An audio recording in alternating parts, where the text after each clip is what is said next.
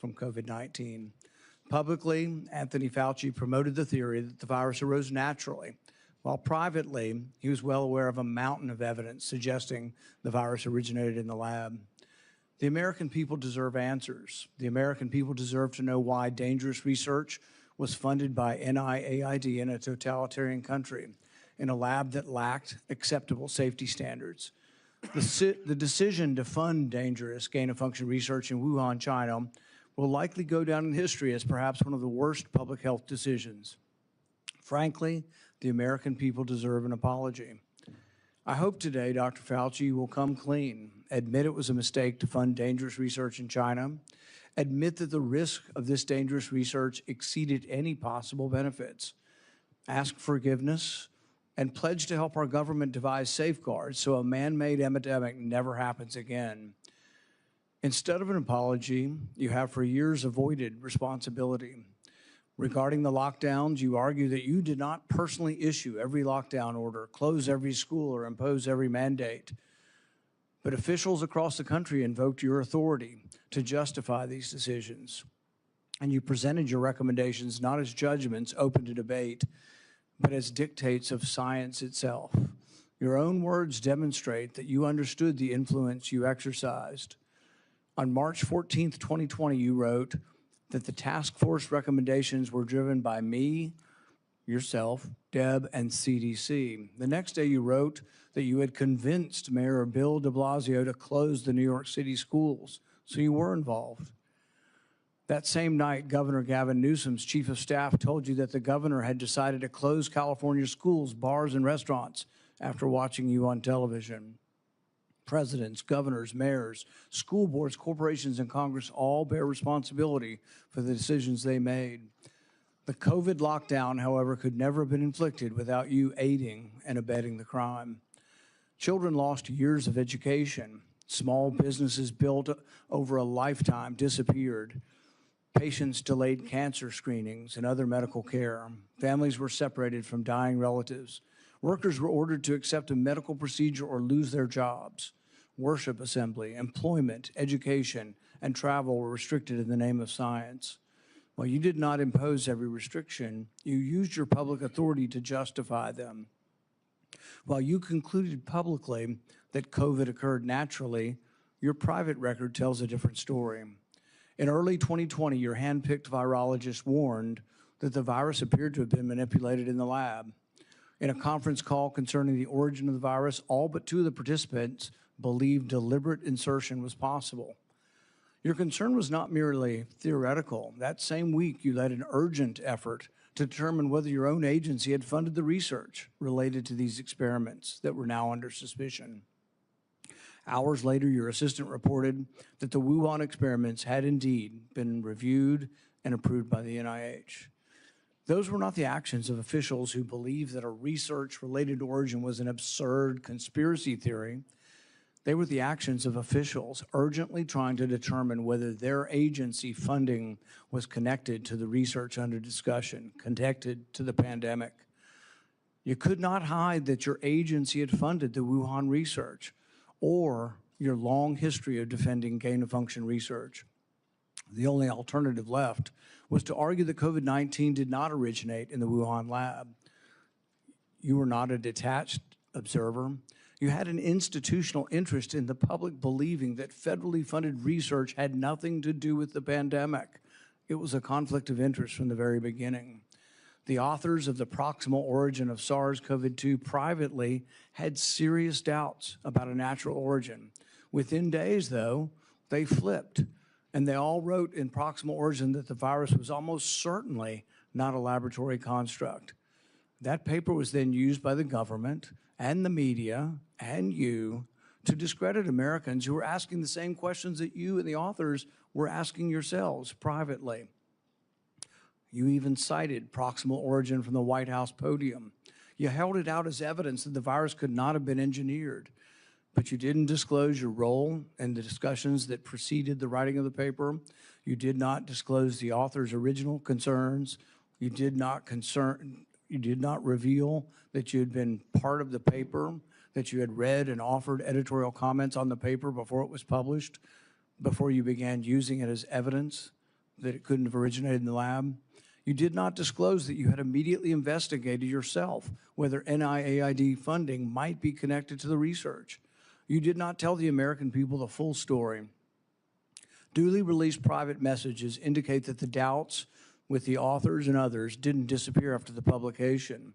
So while this was being waived at the White House to show that it couldn't come from the lab, the authors were still privately continuing to assign a meaningful probability to a laboratory origin, one thing in public and another in private. Some of the same scientists discussed avoiding email and carefully managing communications that might eventually be obtained under the Freedom of Information Act. The pattern is straightforward. Privately, there was alarm, then an immediate inquiry to see if NIAID's possible exposure to funding, then a rapid public declaration of certainty, continued private doubt, and then years of resistance to disclosure. The question is why? The only logical answer is that your primary concern was avoiding culpability. Your primary concern was hiding the fact that you had approved the funding for this dangerous research. Your support of gain-of-function research is extensive and long-standing.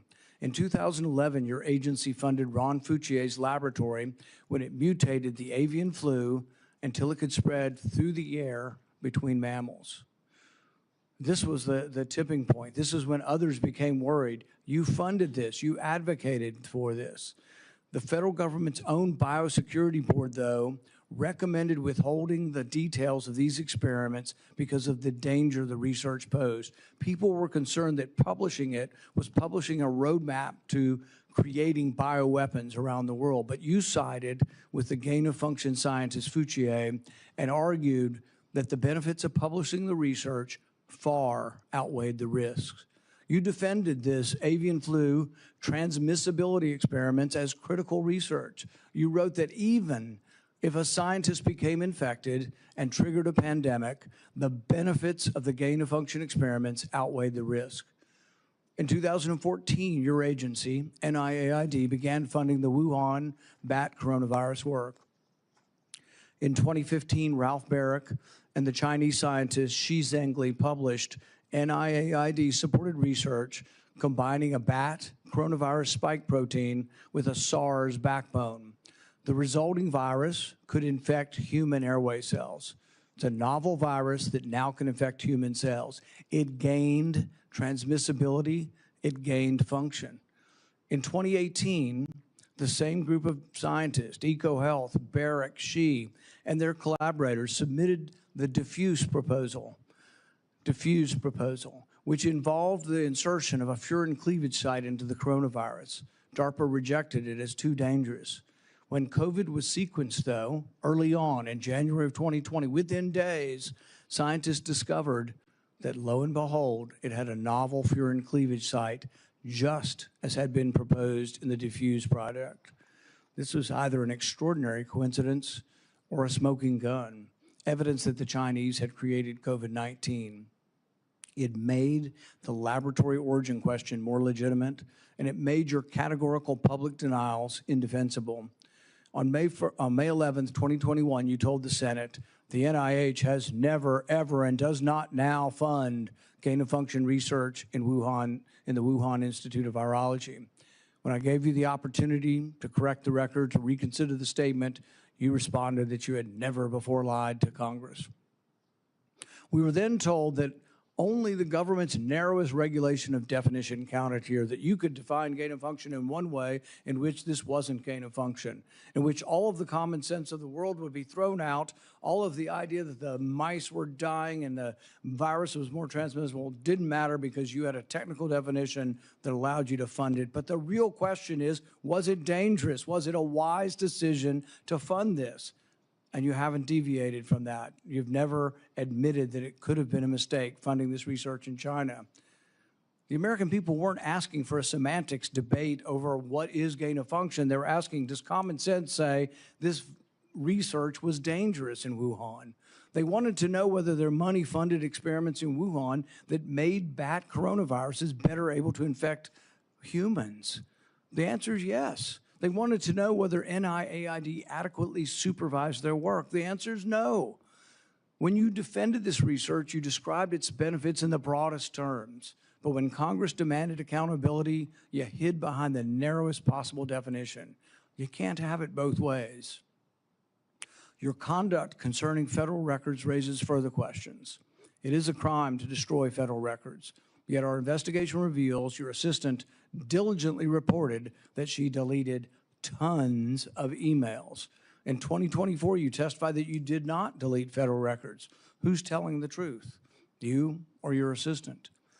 The committee has obtained repeated instructions from you telling federal officials to delete communications. On February 2nd, 2020, one day after Origin's call, you told Francis Collins, please delete this email after you read it. The committee asked for your voluntary cooperation to come today. Your appearance had to be compelled by subpoena. You're here today under duress. You're here today because of the court ordering it. President Biden issued you a sweeping pardon extending back to 2014, the same pardon he gave to his son Hunter. A pardon may protect a person from criminal prosecution, doesn't rewrite history. It does not erase documents. It does not convert a misleading statement into a truthful one. And it does not prevent Congress from establishing what happened. There will be another pandemic. There will be another crisis. And there will again be officials who insist that uncertainty must be hidden for the public's own good.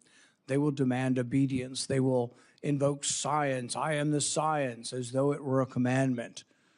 They will argue that government officials cannot be questioned because questioning them would undermine public trust. They have it backwards. It is secrecy that destroys trust. It is arrogance that destroys trust.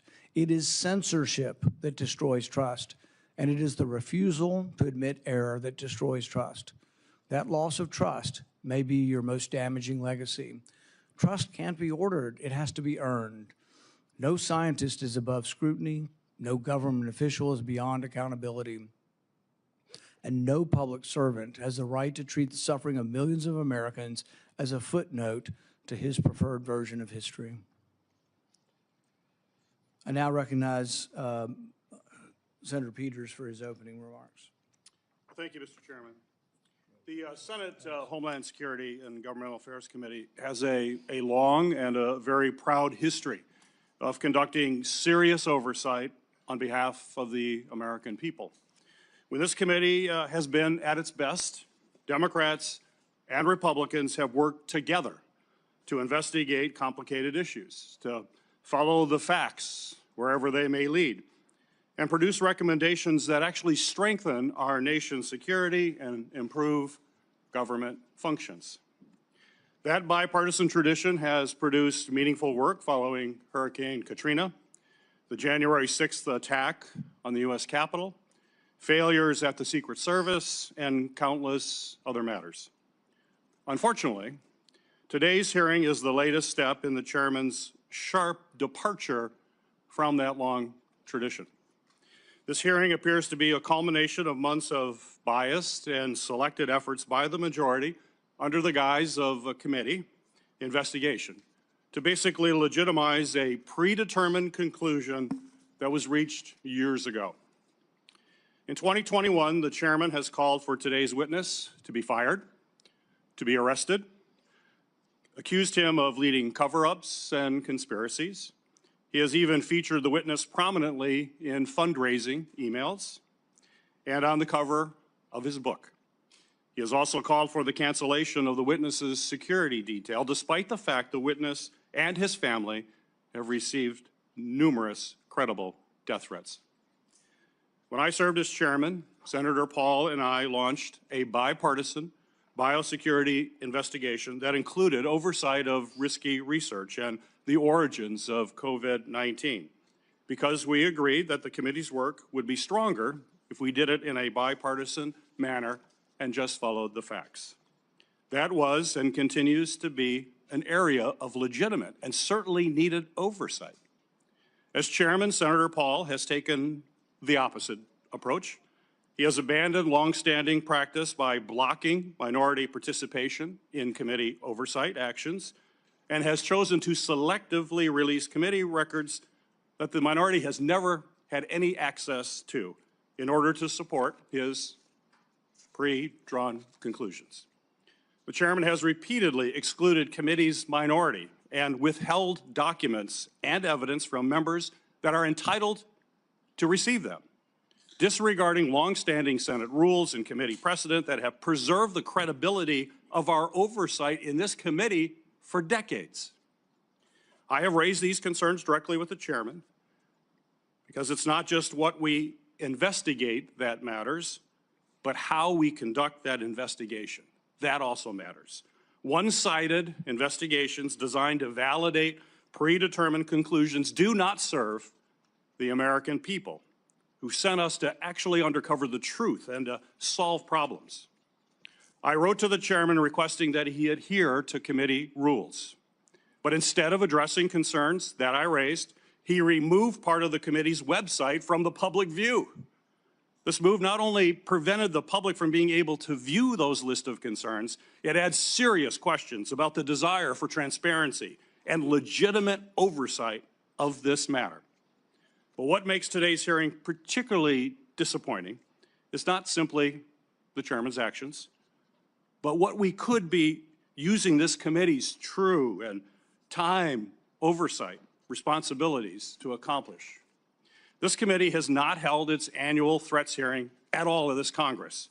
We have not held a budget hearing for the Department of Homeland Security. There are important hearings that we would have the opportunity to discuss as to how to strengthen our Homeland Security across the board. No hearings on those topics. Instead of focusing on the national security challenges that we are facing in our country right now, today's hearing looks backwards, revisiting questions this committee has already examined, including through bipartisan work that Senator Paul and I conducted together when I served as chairman of this committee. But rather than building on that work to strengthen our preparedness against future disasters, we are instead relitigating the past. COVID-19 exposed serious deficiencies in our nation's public health infrastructure. We know that. More than 1 million Americans lost their lives, and this committee should absolutely continue to examine how we can better prepare our nation against future biological threats. Those are the kinds of forward-looking, life-saving questions that will help our nation be better prepared to protect the health and the safety of Americans when the next emergency occurs. Unfortunately, at this precise moment, we should be strengthening our capabilities. The Trump administration seems to be doing everything in their power to actually weaken our capabilities. The administration has hollowed out the public health workforce. They have fired, pushed out, and cut funding for public health personnel, shrinking the CDC workforce by a quarter. Thousands of experienced scientists have left government service, and with them has gone critical institutional knowledge that cannot be easily replaced, certainly not quickly replaced. The administration, thanks to political operatives like Russell Vought, has slashed or illegally withheld funding for life-saving medicines and cutting-edge technologies that let us rapidly develop them during an emergency. Mr. Vought is now further politicizing the federal grant-making process, proposing to subject all federal grants, including those for disaster relief, housing development, and cancer research, to the whims of political appointees, not nonpartisan experts. All of this has left the American people more vulnerable to infectious disease threats, and we are already tragically seeing the consequences. Staffing and funding cuts have slowed the federal, state, and local response to ongoing outbreak of a foodborne parasite, which has sickened thousands in my home state of Michigan, as well as across the country. At the same time, the administration cuts to global health programs and international partnerships have greatly reduced our ability to contain dangerous diseases like Ebola before they spread to our shores. We should be examining whether our federal health agencies have the personnel and the resources they need to effectively prevent, detect, and respond to these threats. We should be asking how to strengthen our biodefense efforts to deter our adversaries and prevent biological attacks against our country, and how our government can better coordinate and communicate during public health emergencies. These are the kinds of forward-looking matters that are worthy are worthy of this committee's time. Instead, we are here continuing the chairman's year-long focus on one individual. History tells us, unfortunately, another pandemic is all but inevitable. The question is whether Congress and this committee will work to better prepare our country for it, or continue looking backward while our public health infrastructure crumbles around us. That is the hearing that we should be having today. Unfortunately, I fear the intent of this hearing is only meant to further a purely partisan agenda and it will not make Americans safer. Thank you, Mr. Chairman. The accusation that the committee has denied access to the minority to records is categorically false. This is the most transparent investigation in the history of Congress. We actually created a website and we put all of the information on the website. It continues to operate. The reason it hasn't been accessed is no Democrat ever signed up for it. Not one Democrat. We told them the access. They never asked for the access code. They haven't been on the website because they have not cared about the investigation. It's a practice of this committee to swear in the witness. Dr. Fauci, please stand and raise your right hand. Do you swear that the testimony you will give before this committee will be the truth, the whole truth, and nothing but the truth? So help you God.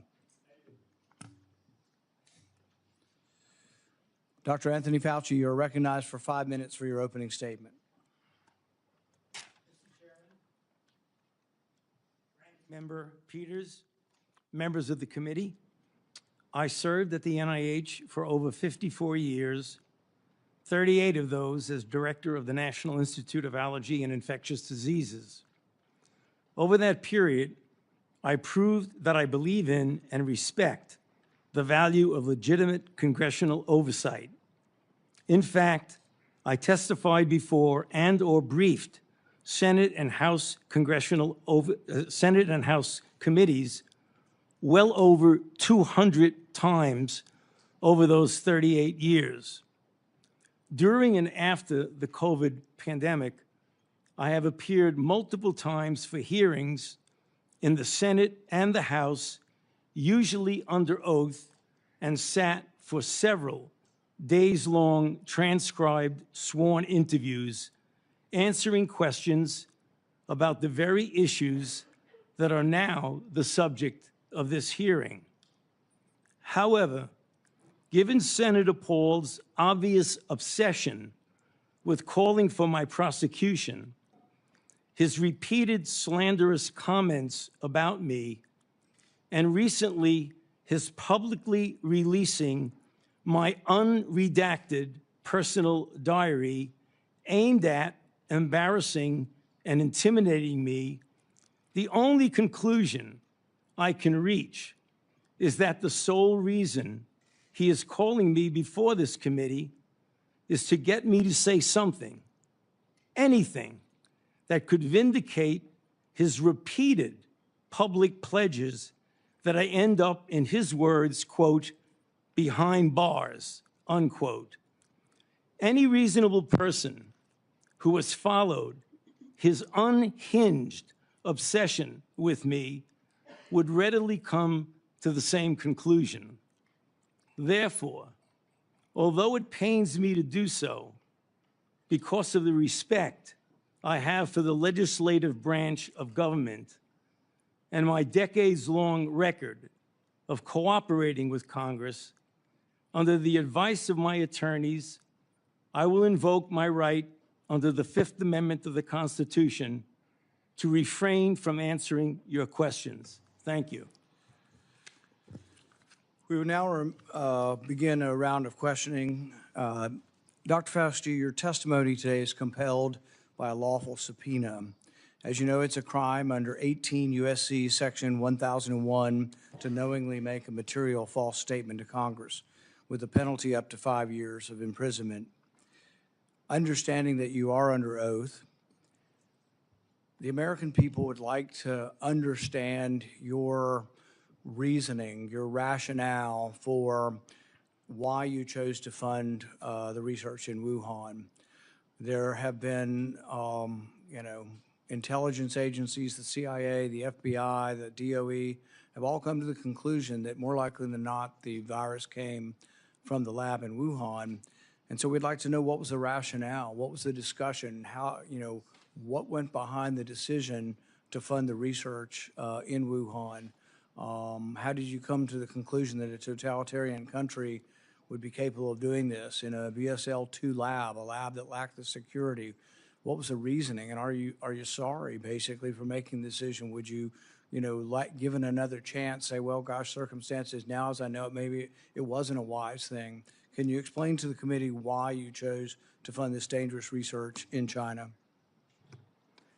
On the advice of counsel, I respectfully decline to answer based upon my rights under the Fifth Amendment of the Constitution. In the red folder on your table is a copy of Section 192 of Title II of the U.S. Code. Your counsel has been provided a copy as well. That section makes it a crime for a witness appearing under subpoena to refuse to answer any questions pertinent to the question under inquiry. Do you have that in front of you?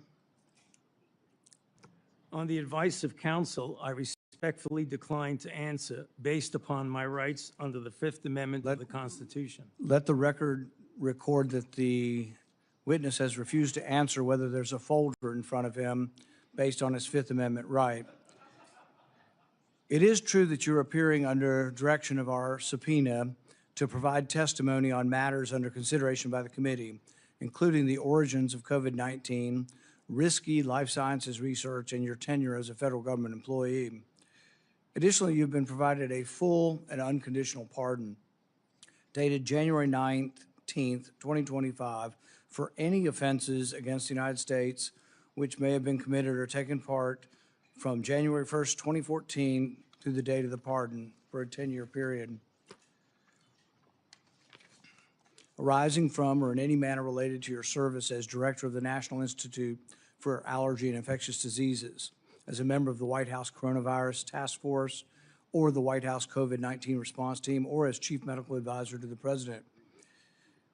Have you refused this pardon, or do you have any reason to believe this full and unconditional pardon, this grant of immunity, would somehow require you to plead the Fifth Amendment? On the advice of counsel, I respectfully decline to answer based upon my rights under the Fifth Amendment of the Constitution.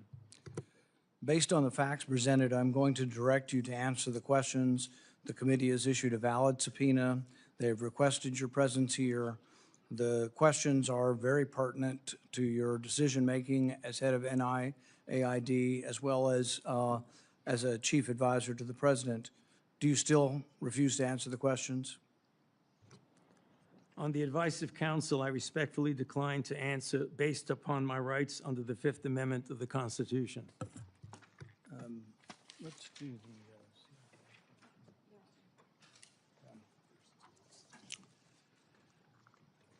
Dr. Fauci, were you ever made aware of gain-of-function research on monkeypox being conducted at the National Biodefense Analysis and Countermeasure Center and back at Fort Detrick? On the advice of counsel, I respectfully decline to answer based upon my rights under the Fifth Amendment of the Constitution. Dr. Fauci, did the CIA ever transfer funds to NIH under an interagency agreement? On the advice of counsel, I respectfully decline to answer based upon my rights under the Fifth Amendment of the Constitution.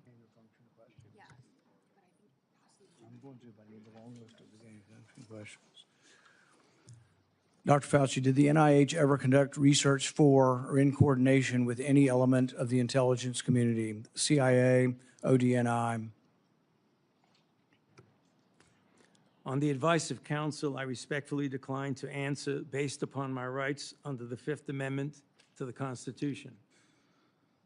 The reason why these questions are important is, President Trump has done a ban, and we're glad that he did a ban on gain-of-function research. So we're better off than we were when we had an advocate serving as head of NIAID, an advocate for gain-of-function research. There is still, though, a question, though, whether or not the intelligence community is adhering to that order. There's a question of whether or not gain-of-function research is still ongoing. And these are important questions the American people deserve to know.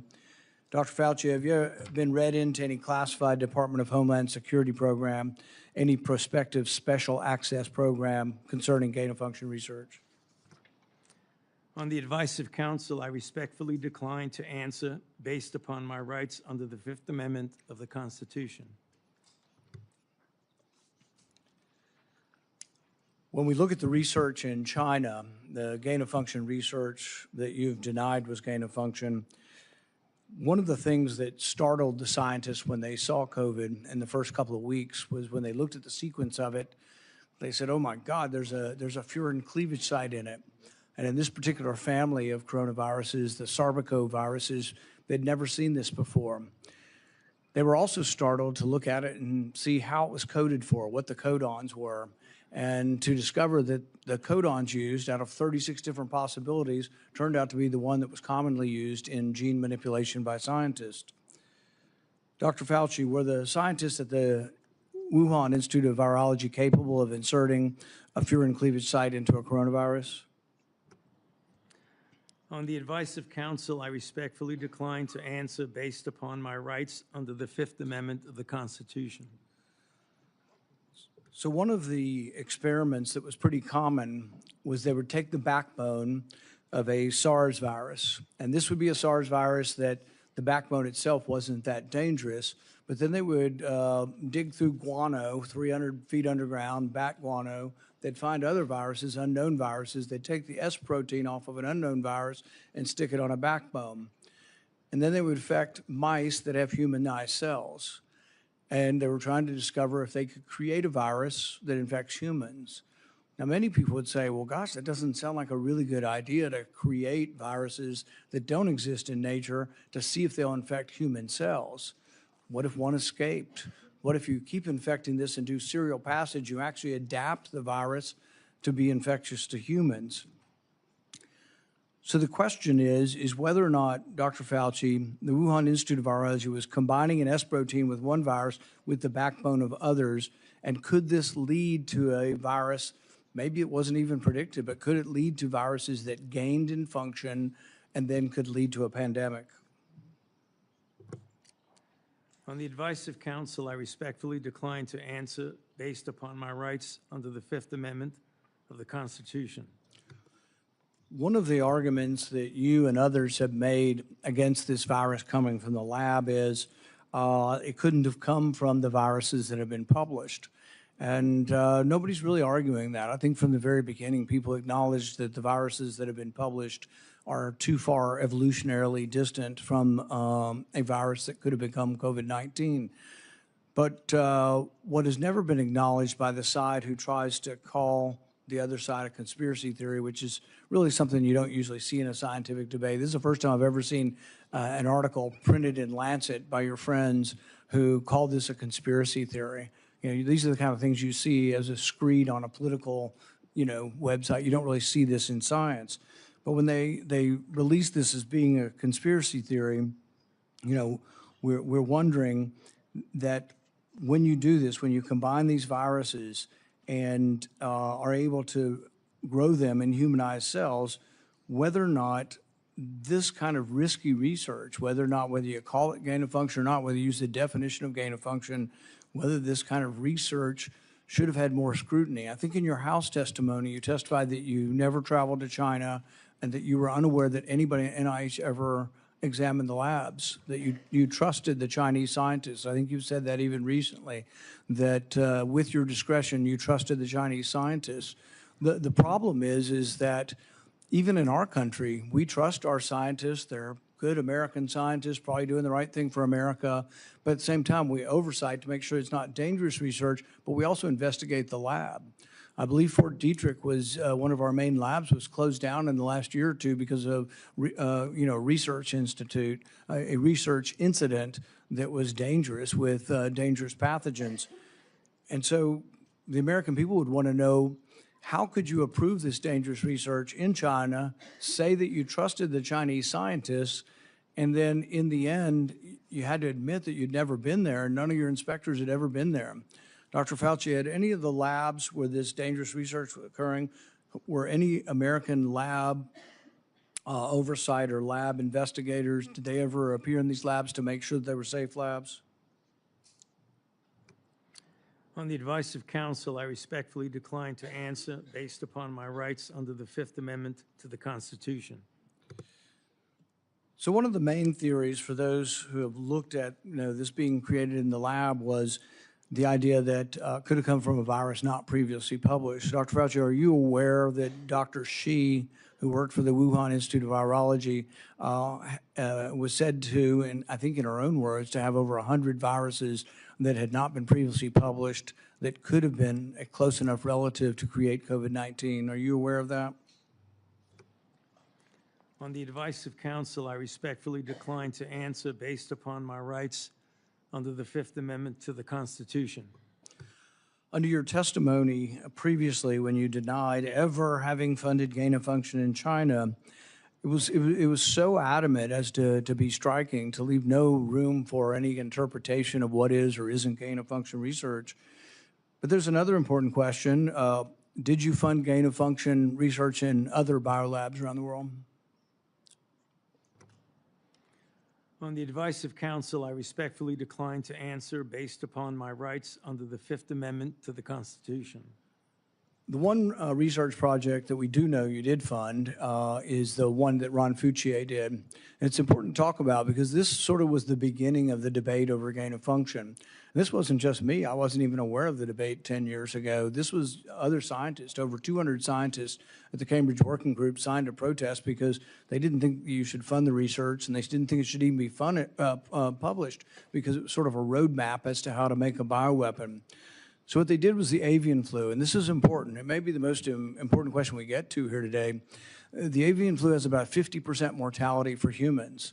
The good news, though, about animal viruses is they don't infect humans very well. It will infect humans, but doesn't go human to human very well. Ron Fauci, with the money that you provided to him, did an experiment where he caused purposeful mutations to create a new virus, an avian flu that didn't just infect birds well, but actually infected mammals well, went ferret to ferret in an aerosolized manner. People saw this and were aghast, at the decision-making process that you decided to fund this. But this is when, the debate came about, and you wrote in support of this in the Washington Post, and you said, even if a scientist is bitten, even if a pandemic should occur, the knowledge is worth the risks. Do you still stand by that? Would you like to qualify at all whether or not the knowledge of gain of function is worth the risks, particularly in this case, since we now know 15 million people died worldwide? Many people believe this came from the lab. Do you think that the risks really are worth the benefits for gain of function research? On the advice of counsel, I respectfully decline to answer based upon my rights under the Fifth Amendment to the Constitution. All right. We're going to finish with this question, and it's based really on that statement, that general statement in your support for gain of function, the idea that the benefits outweigh the risks. So there are many other people who disagree, and they aren't politicians or not, I don't know what party they're in. David Relman is probably one of the most esteemed, and he is a scientist at Stanford. He, I think, has classified clearance. He's been a consultant to our government probably for a decade or more. And he's written about this publicly. He says the opposite. He said that the risks of this research do not outweigh the benefits. He said the risks, we shouldn't do it. Richard Ebright, who's been involved in this debate for 2 decades, says the same thing. Says we really shouldn't be doing this at all. There's a quote also by, the Kevin Esfelt quote, is that at the very end?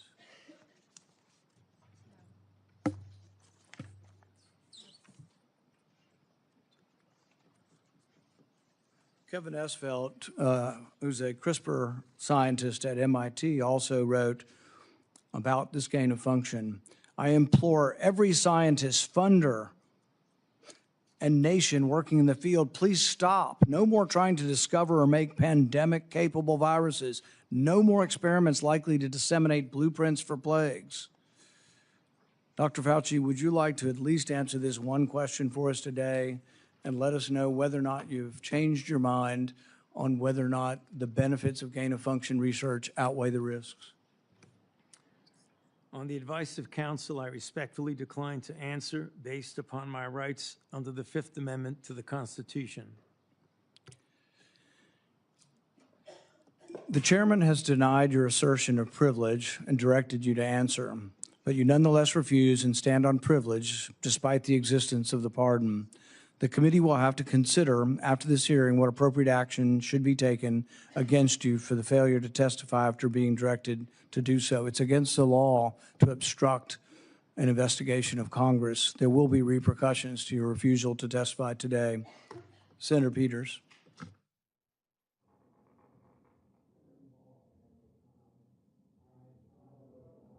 You're not recognized. You're not recognized.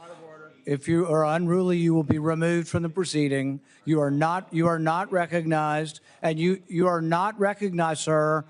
Sir, you are not recognized. You are not recognized. Security, we'll hold off. But you will respect these proceedings. You were told not to sit at the table. You insist on sitting at the table, and we told you you would not be recognized. You are not invited here for testimony, sir. You are being disruptive. Would you behave this way in a courtroom? No, because the judge would put you in jail. I can't do that today, but I can have you escorted from the premises. So I would say, sir, sit quietly and don't say another word. I said, sit quietly. You are not recognized. Another word and you're gone.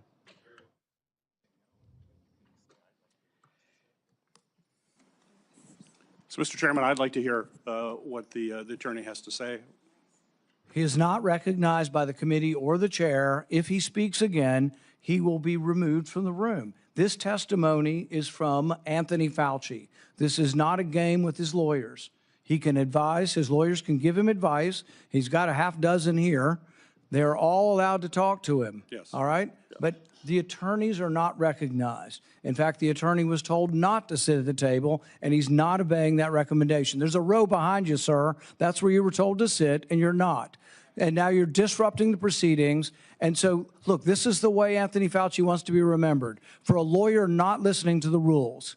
That's the way you want to be remembered, and that's what you're going to do. You are not recognized, sir. Security, please remove him from the room.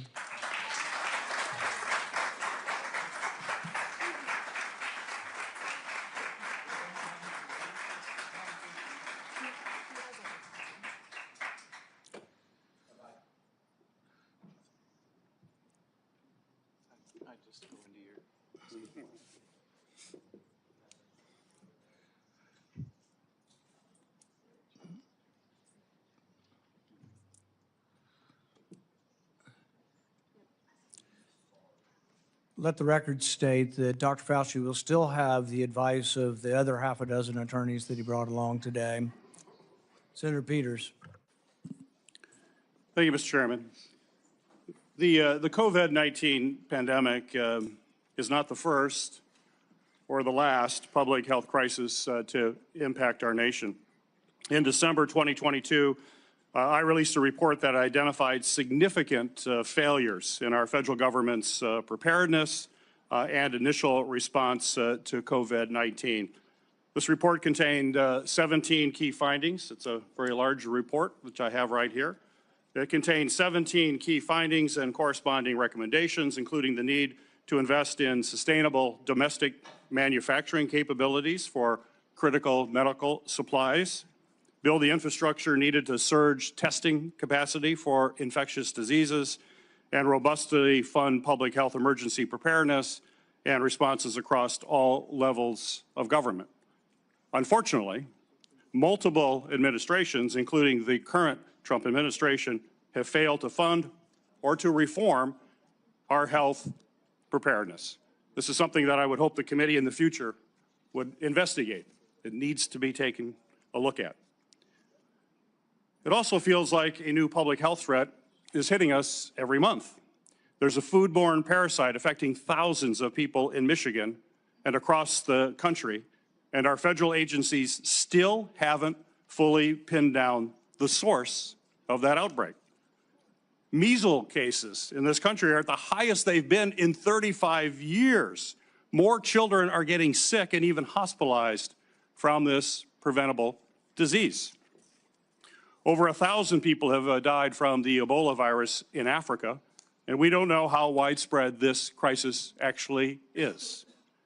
We have a hantavirus scare on a cruise ship, and though it hasn't made headlines in the way that the screwworm threatening our food security has, I remain concerned about bird flu that is also spreading and could one day cause a pandemic. This is also something this committee should be investigating and holding hearings on. Since January 2025, the Trump administration has taken a number of actions to drastically weaken our ability to fight infectious diseases and biological threats that endanger Americans.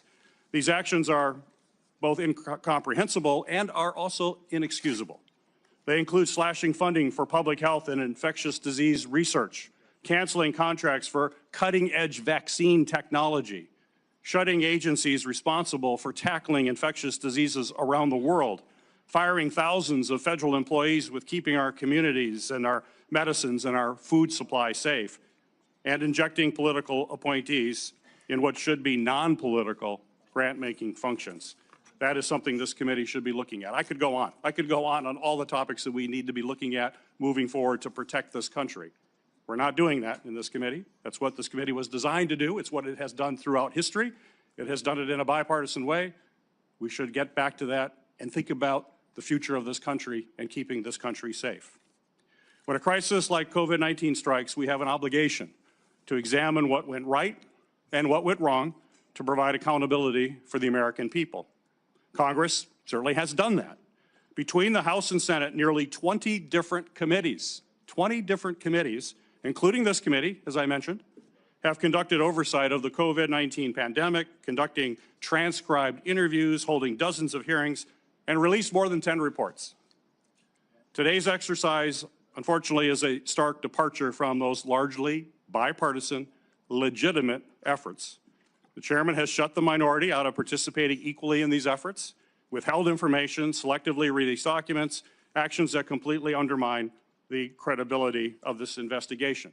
I will enter a record without objection, Mr. Chairman, a letter that I sent to you that detailed all of those areas that we have concern with and where we were shut out. Without objection. We'll provide other details as well. I think today's hearing, unfortunately, does real damage. It's tempting to turn one person into the scapegoat for a crisis that hundreds of officials across both the Trump and the Biden administration were responsible for handling. And it does so in a way that people that are facing death threats. This is only going to, unfortunately, deter other scientific experts from public service to understand that this is what they would have to go through as they provide their advice to us. We're not going to make our nation safer, and I hope that we can restore by doing these kinds of activities, and I hope that we can restore our legitimate bipartisan oversight that's going to help strengthen our public health and pandemic preparedness and other homeland priorities. That's what this committee needs to focus on. It hasn't the last year and a half. Let's hope it does in the future. Thank you, Mr. Chairman. Senator Johnson. Thank you, Mr. Chairman. Dr. Fauci, I hope the American people listen very carefully to Chairman Paul's opening statement. I think it's a stunning indictment of the actions you've taken that have been so destructive to global health. I certainly understand why you needed a pardon. I certainly understand why, on the advice of counsel, you're not answering any questions, because I think it would be almost impossible for you to answer the questions truthfully without really demonstrating what you did, your culpability, self-incriminating. We have, all of us, has prepared a lot. I've been deluged with questions to ask Dr. Anthony Fauci. There are so many legitimate questions that deserve answers, and now you're not willing to provide those answers. So with my limited time, I'm going to talk about things that my investigation have revealed that have not been adequately answered and, quite honestly, haven't been adequately covered by the legacy media. I'll kind of combine the questions into kind of one, but you know, I certainly, let's put up the last COVID chart. I was warned pretty early on about the dangers of the experimental gene therapy that you've called a vaccine, but it really falls under the definition of gene therapy. So I was going to ask you, I mean, were you carefully monitoring the safety surveillance systems like VAERS and vSafe that literally were deluged with complaints?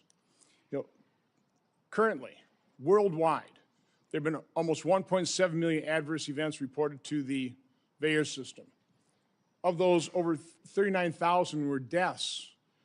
And of those deaths, 24% occur on the day of vaccination within 1 or 2 days. 24%, which, by the way, just happens to be the same percentage that a Rasmussen poll pointed out the American public believe 24% of the American public believe they know somebody who died of the experimental gene therapy.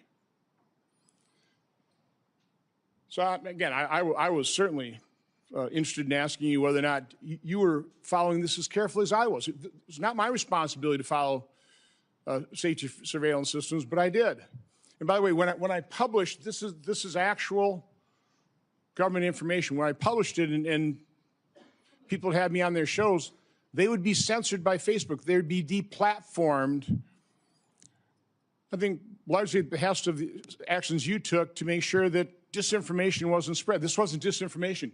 This was the truth. So I was going to ask you whether you knew Dr. Marks. I think you do know him. He's the head of CBER. He's the man who is in charge of approving vaccines and surveilling for the safety.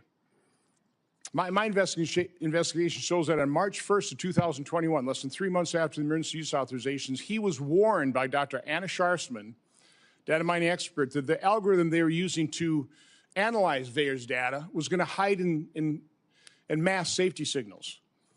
26 days later, and 3 months consecutively after that, they did data runs with a new algorithm that unmasked those safety signals. They showed dozens of safety signals, including sudden cardiac death, cerebral artery occlusion, basal ganglia stroke, agonal rhythm, Bell's palsy, and pulmonary infarction.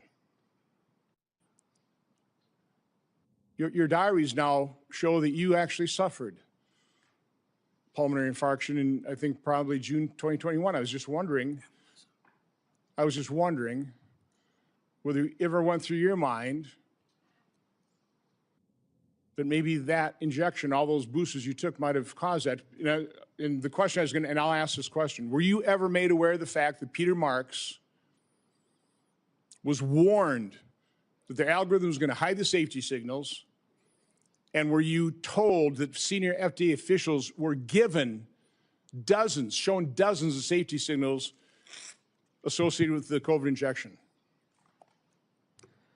On the advice of counsel, I respectfully decline to answer based upon my rights under the Fifth Amendment to the Constitution.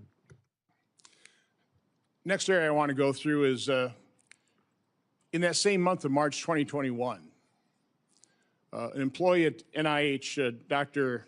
Nath, led a team of researchers who were diagnosing and treating individuals who'd never had COVID but were severely injured by the genetic therapy injections. Dr. Nath told those individuals, stay quiet. You know, we want to make sure that you know, we gather all the information and then release it to doctors so they can treat people like yourself. There was a concerted effort, and I'll enter this into the record. It appears inside NIH to quash Dr. Nath's publishing of that study. It finally was put on a preprint server with telling no one, and I think about May of 2022. I think what's noteworthy about this is Dr. Nath told the injured participants that early treatment, early intervention was crucial for them to be treated. And yet within the NIH, they were questioning what was Dr. Nath doing. They didn't want to publish that because, and I want to take time searching for it, because publishing it would create vaccine hesitancy, which is what we continue to hear time and time again, is the reason they didn't promote they lied about the safety signals they were seeing. Throughout the pandemic, I always pushed early treatment. We've got things in here where, you were really concerned about remdesivir because it was untested, but hydroxychloroquine, yeah, it was an approved drug, maybe some safety issues, but we had a great deal of experience with it. All of a sudden, you had the Surgisphere study that was retracted within 2 weeks because it was completely false, totally blew up the use of hydroxychloroquine. And then when it comes to ivermectin, which, by the way, because I was contacted by so many people, I referred them to doctors who actually had the courage and compassion to treat vaccine-injured individuals. It works.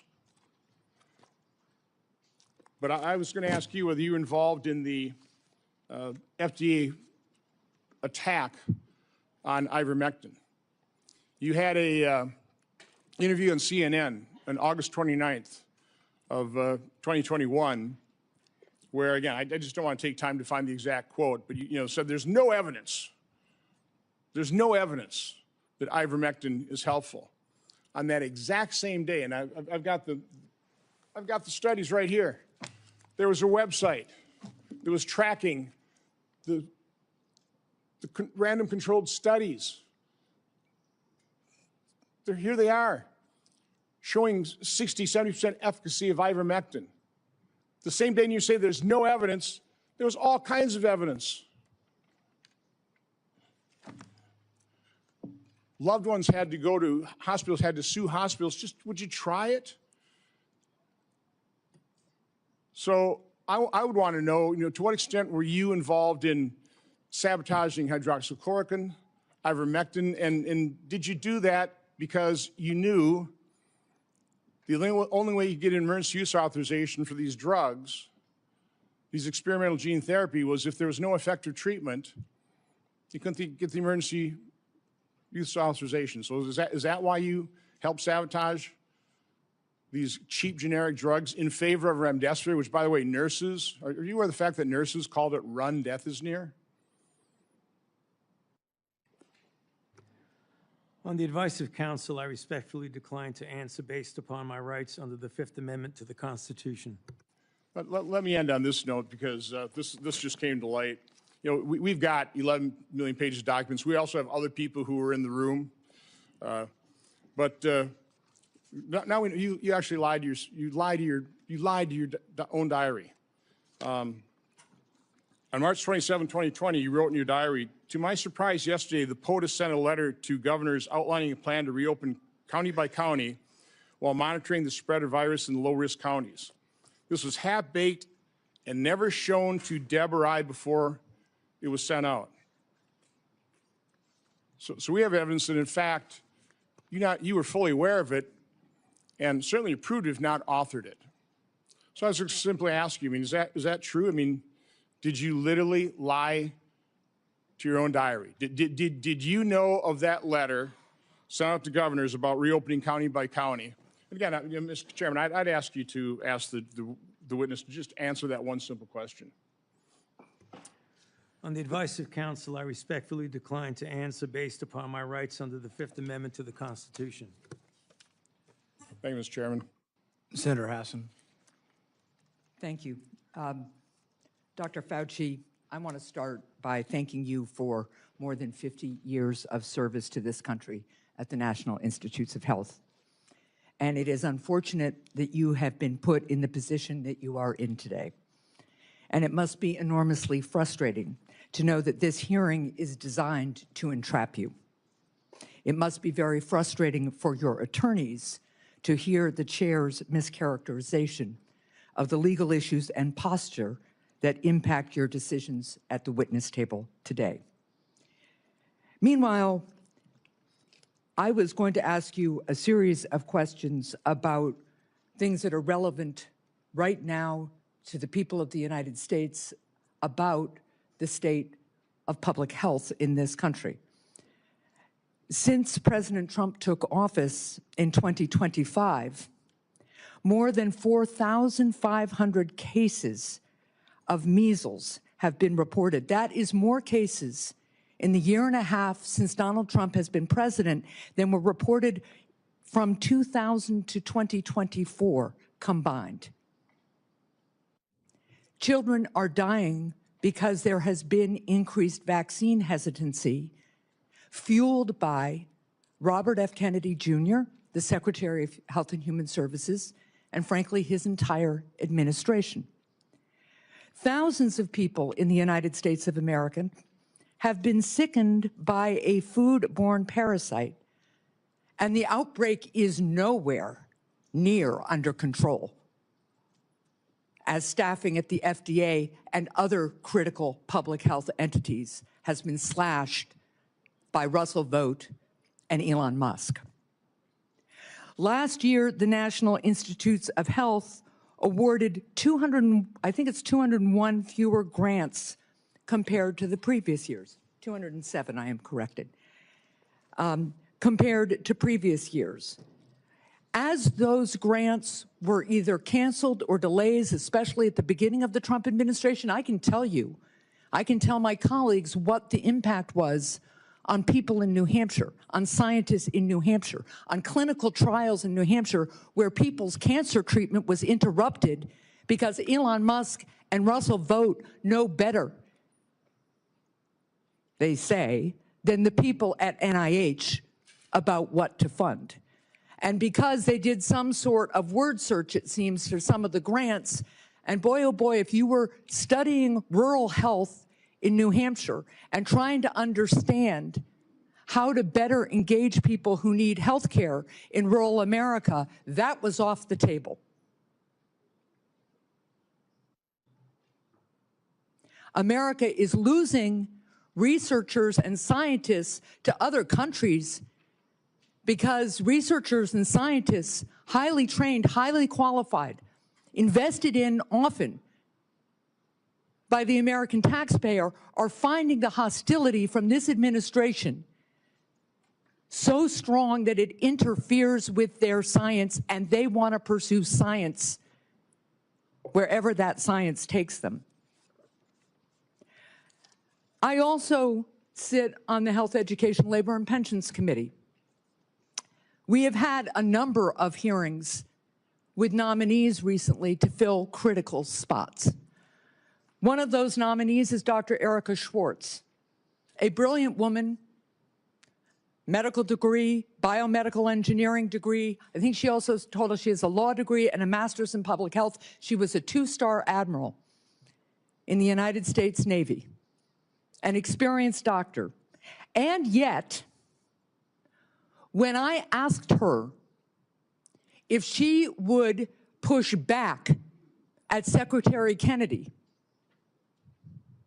if he instructed her to suspend the promotion of the flu vaccine, as he did at some point in the last few months, there's an email to prove it, she couldn't answer that question. She either could not, would not, or had been bullied into evading a question about whether she, as the director of CDC, would stand up to Secretary Kennedy, the most unqualified Secretary of Health and Human Services this country has ever seen, and more than unqualified, somebody who pursues conspiracy theories, degrades people with disabilities, and continues to promote disproved science. That's the state of healthcare and public health in this country right now, not to mention the $1 trillion or so of cuts to the Medicaid program that is decimating healthcare in my state and decimating it around the country, not to mention the refusal of my colleagues and this administration to extend critical tax cuts for people who are trying to afford insurance on the Affordable Care Act.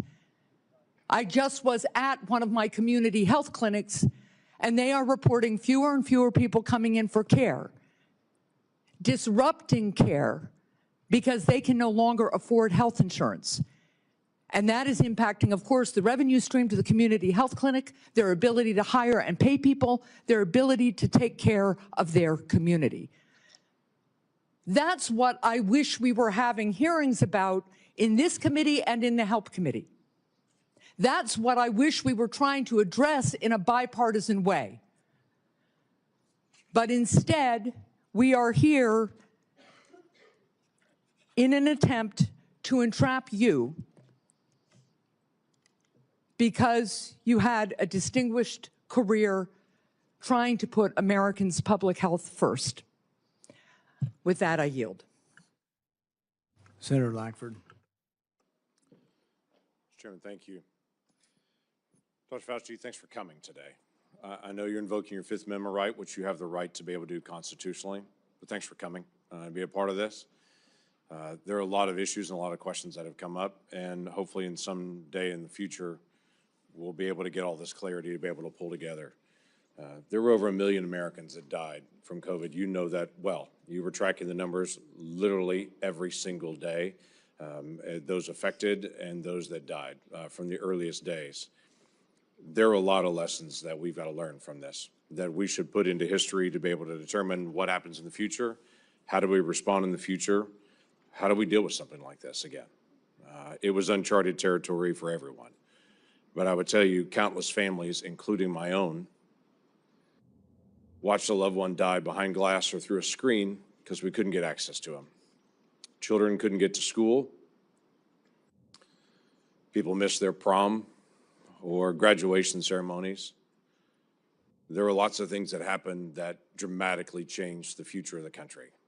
The mental health issues that we have continued to deal with from the isolation have been profound. Even something as simple as children that wore masks or around adults wearing masks for all that time are slower in learning language now because they couldn't watch someone's lips moving, and so they're slower in that. Amazingly enough, churches and places of worship were forced to be closed down. There were even churches that met where the pastor preached in the parking lot and the congregants all met in their cars with windows up, and police came and scattered them and said, "You can't be here." The simple act of social distancing became an issue. As everyone guessed, what's the right distance to be away from someone else? Literacy rates have declined. All these things are results, not to mention the loss of lives and the health experiences that have been out there for many Americans. So there are legitimate questions. I wanted to be able to raise some of those, to be able to walk through some of this, because it has been very, very challenging. As we've gone through some of your notes and your diary and other things that are out there, we're trying to be able to pull bits and pieces of things to be able to learn lessons. On May the 6th, 2020, you wrote at that time, I had a conversation with Robert Redfield, who, as you know well, was then the director of CDC, about the fact that greater than 1 million children worldwide have missed their measles vaccination because of the shutdown. You stated, this is terrible and needs to be addressed, since on that basis alone, there would be far more excess deaths from measles among children than coronavirus deaths among children. I need to bring this up to the TF, the task force. Did you ever have an opportunity to bring up the potential of measles deaths among children and an infection rate going around the world from measles based on the fact that so many children would not get their measles vaccine because of the shutdown? I'm sorry, Senator, but on the advice of counsel, I respectfully decline to answer based upon my rights under the Fifth Amendment to the Constitution. That is your right to do. One of the big issues that's really coming up is on the lab issue. This was greatly discussed about whether this came from a lab or whether this came from nature. There are obvious issues and differences between the two to be able to know this. You had a lot of conversation on this. Scientists around the world were in conversation on this. There were different statements that you even made in your private notes and your public notes on it. In January the 26th of 2020, this is before we had our first tragic death of coronavirus in the United States, you wrote, it now appears using epi data that the genomic data, the first infection was in early December and was not connected to the market, which was the big rumor that was out there, was this wet market in China. We know the market was not the source, it was the amplifier. On January the 31st, you wrote about a phone call. You wrote, the people on the phone felt the mutations around the furin cleavage site of the spike protein could not have occurred naturally, since it would require an evolutionary jump that they found nowhere in bat isolates. They bring up the possibility this could have been deliberately inserted and either accidentally released or deliberately released by a crazy person in the lab, the former being the most likely. February the 1st, same year, 2020. This is, again, still before our first death. There was not total agreement about the likelihood of deliberate insertion. Ron said he was sure that this could occur naturally, and we should not waste our time and divert our effort to pursue this. This is expected of him, since he was the original gain-of-function person with Yoshi. Also, Christian was with Ron. The rest felt deliberate insertion was possible, and given the fact that Dr. Jingling Shi at the University of Wuhan has been working for years in gain-of-function in coronaviruses to allow adaptation of the spike protein to bind to the human ACE2 receptor, we could not let this go. That's a remarkable statement for February the 1st of 2020, when there hadn't even been the first death year, but we knew something was moving. You knew well that something was moving. You identified February the 1st, before any of us had ever heard of the Wuhan lab, not only the Wuhan lab in the conversation, but literally the scientist that you named in your own notes, the lead scientist that was there. It's interesting to me on that, and the questions I was going to ask you was just your background and knowledge about the Wuhan lab and Dr. Shi and all the details. I'm aware of where you have been on trying to be able to plead your Fifth Amendment right, which is your right to be able to do. But I also want to be able to find out some facts to be able to help us for the future on this.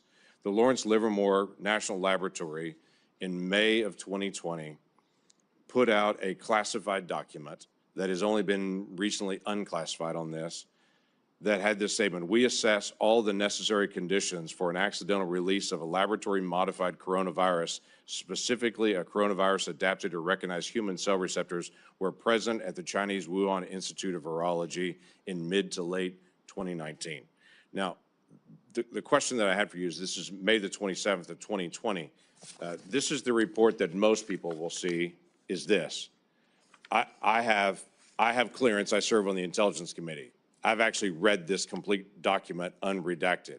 My concern is, were you given the ability to see this document unredacted? Based on your position, were you able to see this and to be able to get this information? I could see it, and I know what's here. Everybody else just has their conclusion at the beginning of it, not this. My question to you was going to be, did you have access? Because it's important for the future that people in your position do have access to this kind of information and insight.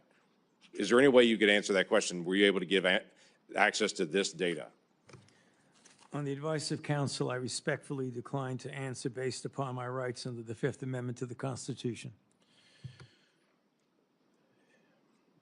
You wrote on January the 26th of 2020, we should be allowed to send our CDC epidemiologists to China to work with them so they could see the data firsthand. You also wrote in February 12th, 2020, that you had great concerns about the World Health Organization because it depends greatly on China and, as you stated, often bows to them. Now, this is a really important issue that we've got to resolve for the future. It's not just our cooperation with Chinese scientists, it's our acknowledgement that China covered up their data, wouldn't allow our scientists to be able to come in. They cleaned up the wet market. They cleaned up the other areas. They wouldn't allow you to get access to all the other scientists who are there, including their health records, what happened to them, or even all the sequencing that they had done in advance. For the future of our research and our cooperation with any scientist around the world, I think it's really important that we resolve, if we're going to fund research and cooperate with you, we've got to have certain things from you. If things go sideways, we've got to have access to all information in all places. You were noting not only that China was affecting the World Health Organization and that China was bending them to their will, and so the World Health Organization was putting out data that you saw, at least at that point, as being from a Chinese perspective, covering up what was going on, but you also noted we weren't able to get access to all this information. we've got to be able to figure this out for the future to be able to make sure that research that is done, we have access to all information. If something goes sideways at some point, which clearly it did at the Wuhan Institute of Virology, and that being, as was noted by many people, the only lab in the world that was doing research like this that had a lower standard of actually their security standards there than many other labs around the world, yet they were doing this very dangerous research. What can we gain, and what advice could you give us to say in a future setting, we've got to make sure that we actually get information from people and we can be guaranteed that we're going to get that insight? Yes, sir. On the advice of counsel, I respectfully decline to answer based upon my rights under the Fifth Amendment to the Constitution. I yield back. Senator Blumenthal. Thank you, Mr. Chairman. I want to go back to the dark days of the coronavirus pandemic, one of the darkest days or times in our history. Hospitals were overflowing. Navy medical ships were docked in the Hudson River. Emergency rooms were forced into unprecedented triaging during the worst week of the pandemic, which happens to have been the last week of President Trump's first term. More than 25,000 Americans died of COVID-19. Easy to forget those dark days. But for the past 18 months, the Trump administration has been engaged in a campaign to rewrite this history. And today's proceeding, I fear, is part of that effort, one of the darkest days in our Senate's history. The Trump administration has launched a baseless set of smears against vaccines that help pull us out of that public health crisis, vaccines that are undoubtedly President Trump's greatest accomplishment. It has slashed funding to local public health departments that were on the front lines of the pandemic, and those healthcare workers are heroes. It has disparaged those heroes as woke or wasteful, and it has used a politicized Department of Justice to target the researchers who helped us track and understand the novel virus. Today's hearing is another page in that playbook, sadly, tragically.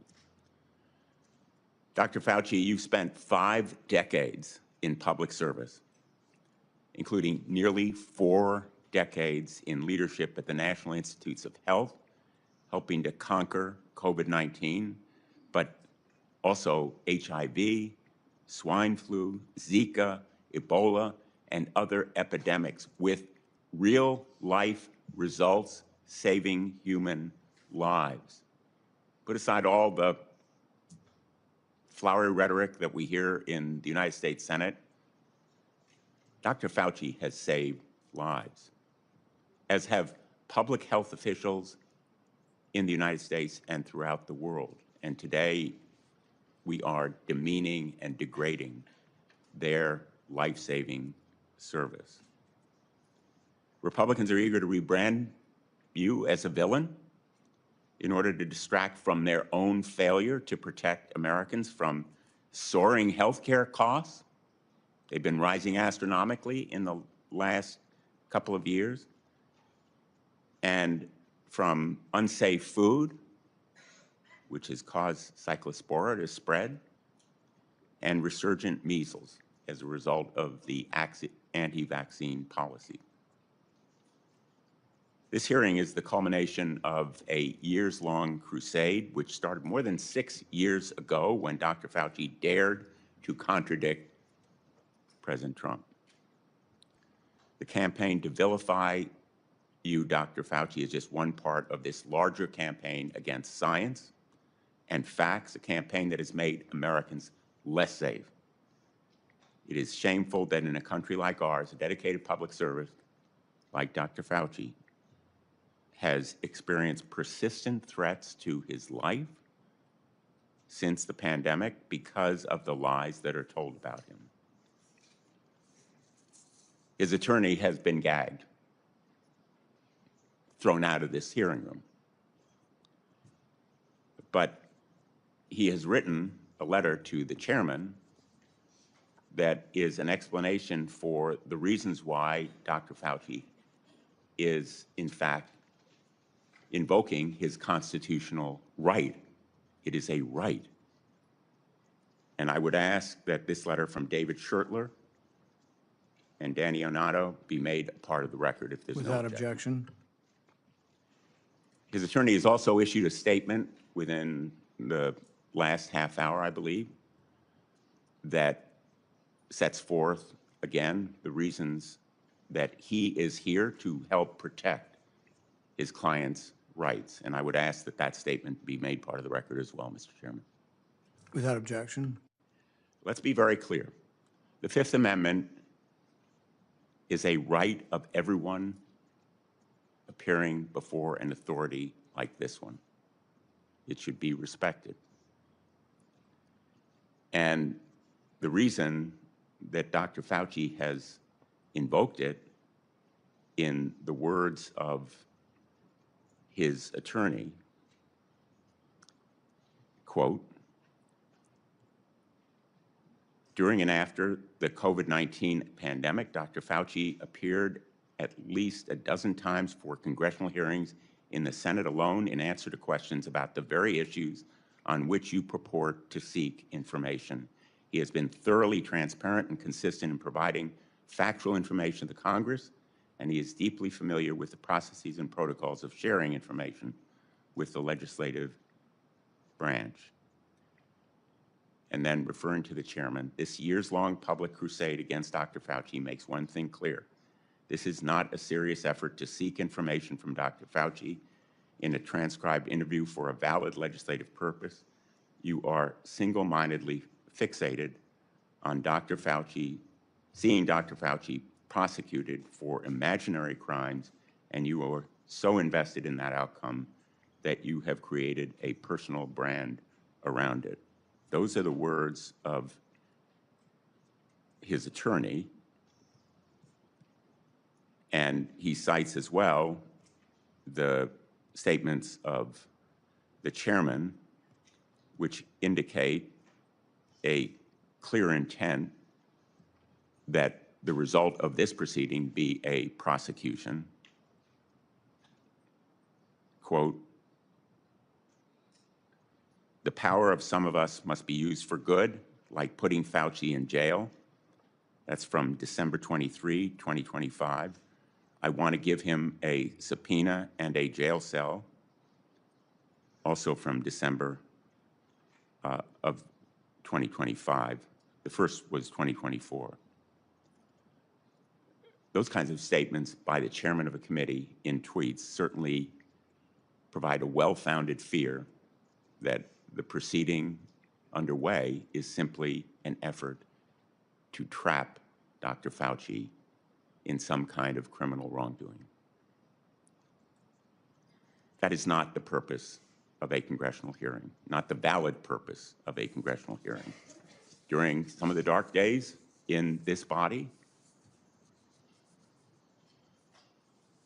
under Senator Joe McCarthy, it became standard operating procedure to seek that kind of prosecutorial objective. We should not be part of a rerun of that kind of effort. This attempt to rebrand one of the most challenging times in our nation's history is a short-sighted act of desperation that will leave us less prepared for the next pandemic. It is an insult to the memory of more than 1 million Americans who died from COVID-19. If there are valid scientific questions about the origins of this pandemic, COVID-19, about the kinds of steps that were taken to counter it, about the need for more preparation, they should certainly be addressed, but not in a show trial, not as part of a continuing vendetta against a single individual. And unfortunately, I fear that is what we are seeing today. America deserves better. Thank you, Mr. Chairman. In no courtroom in America can you have your witness plead the Fifth Amendment, and then your attorney gets to testify. That's what that letter is. The attorney's complaining and testifying, saying, he didn't do it, the prosecution's unfair. You don't get to do that. That's one thing you give up when you take the Fifth Amendment. You say, I'm not going to testify. I'm not going to give you any information. You don't then get to put your lawyer forward to justify it. He can do it in the press, but you can't come and testify. He was not invited to testify, and he was out of order, and it was appropriate to have him ejected. Senator. Chairman Paul, thank you for doing this. I think I know in my state people have been asking questions about Dr. Fauci for years. So Dr. Fauci, your entry has made clear that you love being a hero, a celebrity, and here having the eyes of the world upon you. You loved every newspaper profile, every photo shoot, every fancy dinner with the elites. To many Americans who lost family members, who lost trust in our federal government, you're not a hero. Unfortunately, you're a villain. You made yourself the story and abandoned the American people to serve your own ego. To begin, I'd like to talk about your relationship with David Morenz. He was the senior advisor in the NIAID, Office of the Director, your office, for 16 years. He was your friend. He was a frequent guest at your house. You reportedly co-authored over 50 scientific articles with him. You turned to him first right after COVID-19 first occurred. Earlier this year, the Department of Justice charged him with conspiracy against the United States, in addition to other charges as part of a conspiracy to conceal information and falsify records to suppress alternative theories about the origins of COVID-19. Now, you've publicly kicked this man to the curb, saying, Dr. Morenz was not an advisor to me on institute policy or other substantive issues. So let's start with the use of personal Gmail accounts and David Morenz's relationship with Peter Daszak. David Morenz tells Peter Daszak, president of Equal Alliance, and you've got this in front of you, it's Exhibit 1, and it's already in the record as part of this. It says, quote, P.S. I forgot to say that there is no worry about FOIA. I can either send stuff to Tony on his private Gmail or hand it to him at work or as house. He is too smart to let colleagues send him stuff that could cause trouble. Dr. Fauci, did Dr. Morenz's relationship with Peter Daszak concern you? Yes or no? On the advice of counsel, I respectfully decline to answer based upon my rights under the Fifth Amendment to the Constitution. Did David Morenz ever bring documents to your house? On the advice of counsel, I respectfully decline to answer based upon my rights under the Fifth Amendment to the Constitution. Did you ever receive a text about your work at NIAID to your personal cell phone? On the advice of counsel, I respectfully decline to answer based upon my rights under the Fifth Amendment to the Constitution. Did any text about your work at NIAID that went to your personal cell phone ever become part of federal records? On the advice of counsel, I respectfully decline to answer based upon my rights under the Fifth Amendment to the Constitution. Did you maintain a personal email account while serving as director? On the advice of counsel, I respectfully decline to answer based upon my rights under the Fifth Amendment to the Constitution. Did you ever receive work-related communications on that Gmail account from David Morenz? On the advice of counsel, I respectfully decline to answer based upon my rights under the Fifth Amendment to the Constitution. Did you preserve any work-related communications on that Gmail account from David Morenz? On the advice of counsel, I respectfully decline to answer based upon my rights under the Fifth Amendment to the Constitution. Did David Morenz ever provide you with documents outside of those two ways that would violate NIH policy for FOIA compliance? On the advice of counsel, I respectfully decline to answer based upon my rights under the Fifth Amendment to the Constitution. Now let's look at two other communications. You emailed David Morenz on January 26, 2020, quote, it is important that I speak with you tonight. Please call me at home. This is part of Exhibit 2 that you have in front of you. This email is sent the same day, the exact same day you write in an internal document, quote, now we know the market was not the source, it was the amplifier, unquote. Would you call the origins of COVID-19 a substantive issue? On the advice of counsel, I respectfully decline to answer based upon my rights under the Fifth Amendment to the Constitution. Did you discuss COVID-19 origins with David Morenz on this phone call? On the advice of counsel, I respectfully decline to answer based upon my rights under the Fifth Amendment to the Constitution. Now let's take a closer look at the last time you testified before Congress. This is part of what you have in front of you as Exhibit 4, which is part of the record. In June 2024, you testified to Dr. Moran's, quote, "was not an advisor to me on institute policy or other substantive issues. Furthermore, his office is located in a different building from that of the NIAID director," unquote. Is that still your testimony today? On the advice of counsel, I respectfully decline to answer based upon my rights under the Fifth Amendment to the Constitution. So today, under oath, your testimony remains that Dr. Moran's was not an advisor to you on institute policy or substantive matters. On the advice of counsel, I respectfully decline to answer based upon my rights under the Fifth Amendment to the Constitution. Now, I've got Exhibit 5, which you have in front of you. On October 24, 2021, David Moran's texted you to provide information about and advocate for the controversial EcoHealth Alliance grant. You thank him and tell him that you will check the information. Would you agree that this shows an advisory relationship between David Moran's and yourself? On the advice of counsel, I respectfully decline to answer based upon my rights under the Fifth Amendment to the Constitution. Would you agree that you two were discussing a substantive issue? On the advice of counsel, I respectfully decline to answer based upon my rights under the Fifth Amendment to the Constitution. If documentary evidence establishes that Dr. Moran's advised you regarding EcoHealth Alliance, COVID origins, or grant policy, then your June 2024 testimony would have been inaccurate, correct?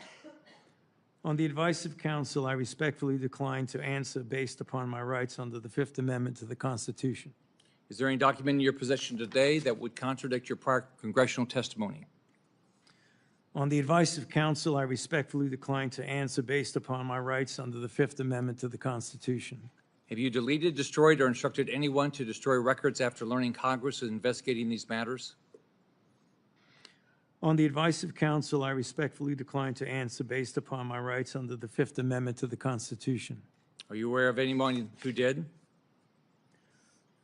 On the advice of counsel, I respectfully decline to answer based upon my rights under the Fifth Amendment to the Constitution. As you know, Dr. Moran now faces charges related to destroying records while you distance yourself from him. Is that fair to a decades-long friend?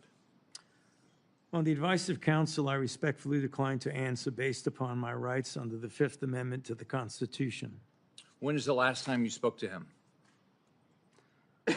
On the advice of counsel, I respectfully decline to answer based upon my rights under the Fifth Amendment to the Constitution.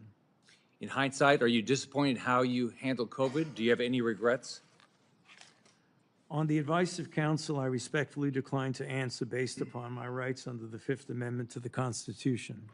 Dr. Fauci, I want to close with this. Here's how you impacted my family and people close to me. I have daughters with children. You can't imagine the questions they had around vaccines for their kids and themselves, and the pressure, the unbelievable pressure to make the right decision for their health. I can tell you pregnant women who worked with me were so scared because every time they went to the doctor, they were told something different about taking the vaccine, and you caused this.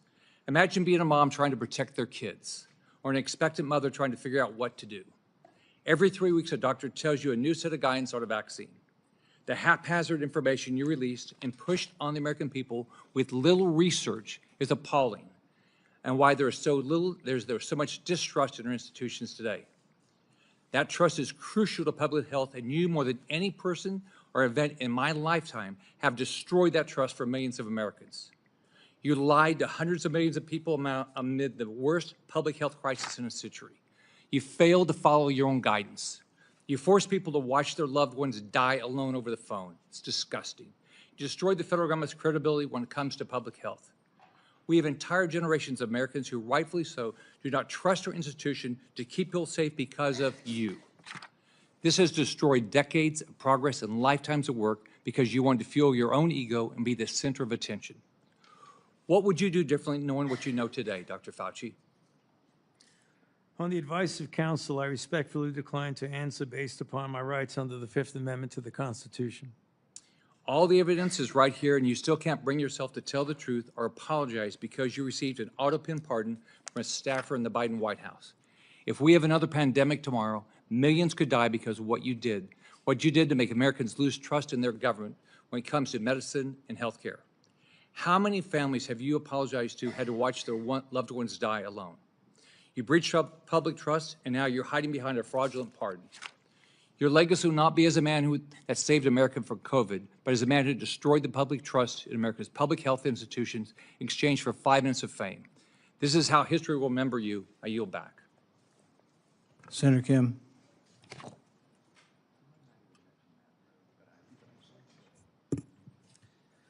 Thank you, Dr. Fauci, for coming on out in front of this committee. I know it's not what you would want.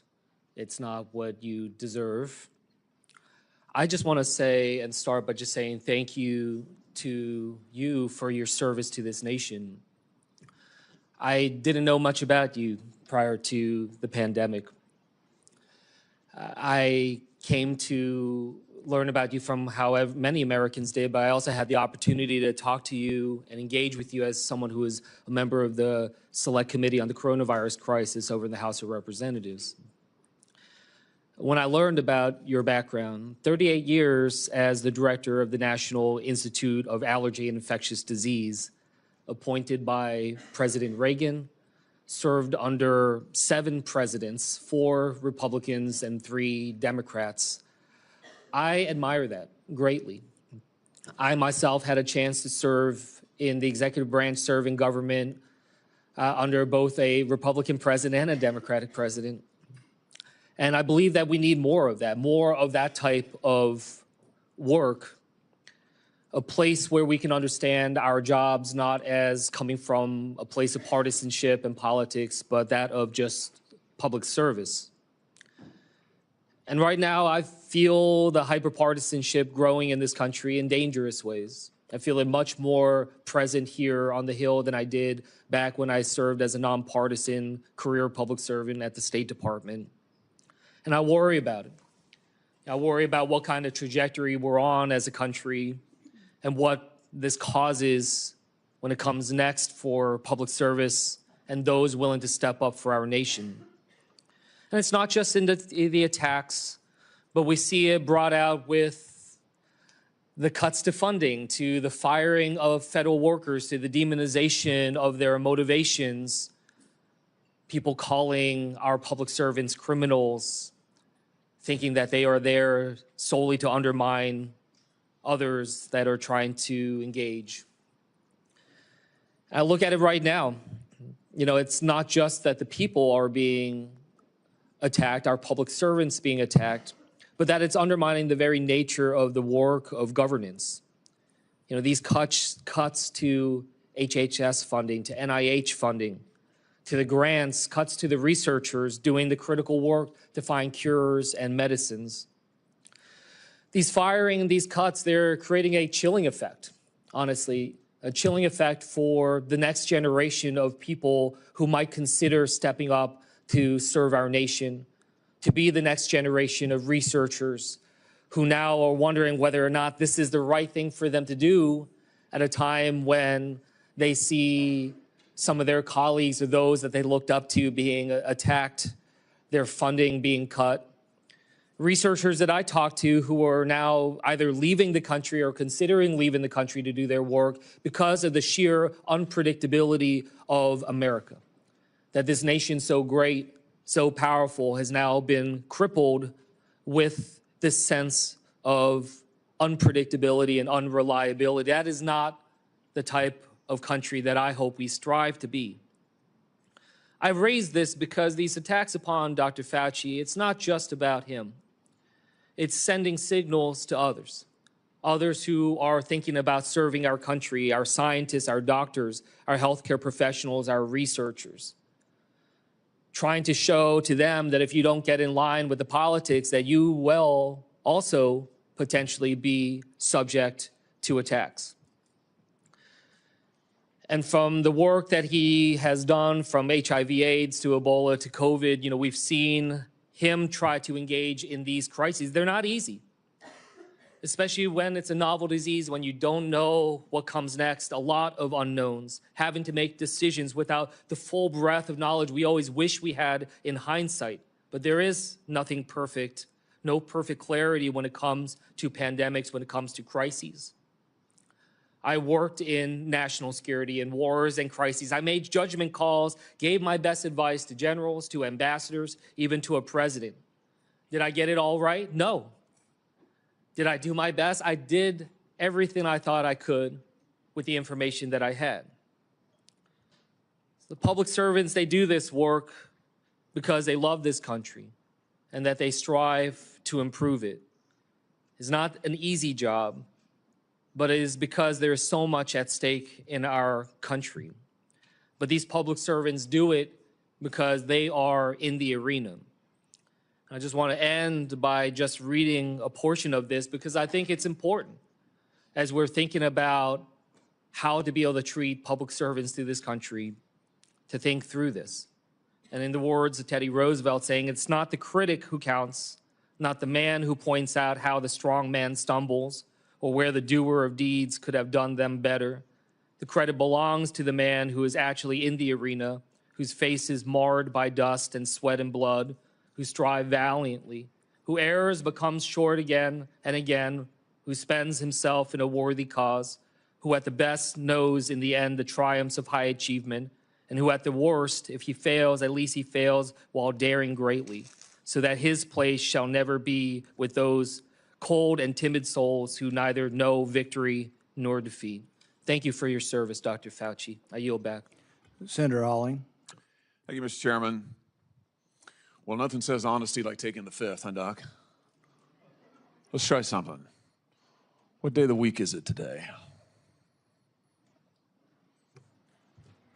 On the advice of counsel, I respectfully decline to answer based upon my rights under the Fifth Amendment to the Constitution. What color tie you're wearing?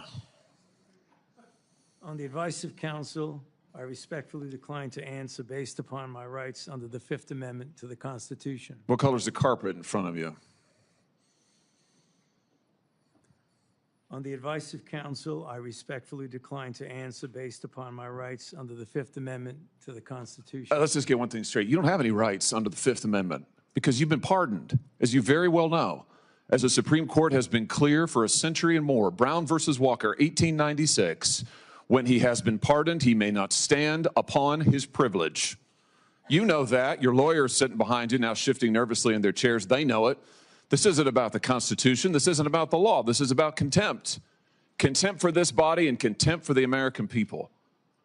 But I think I know why you're doing it. It's because you don't want to answer questions.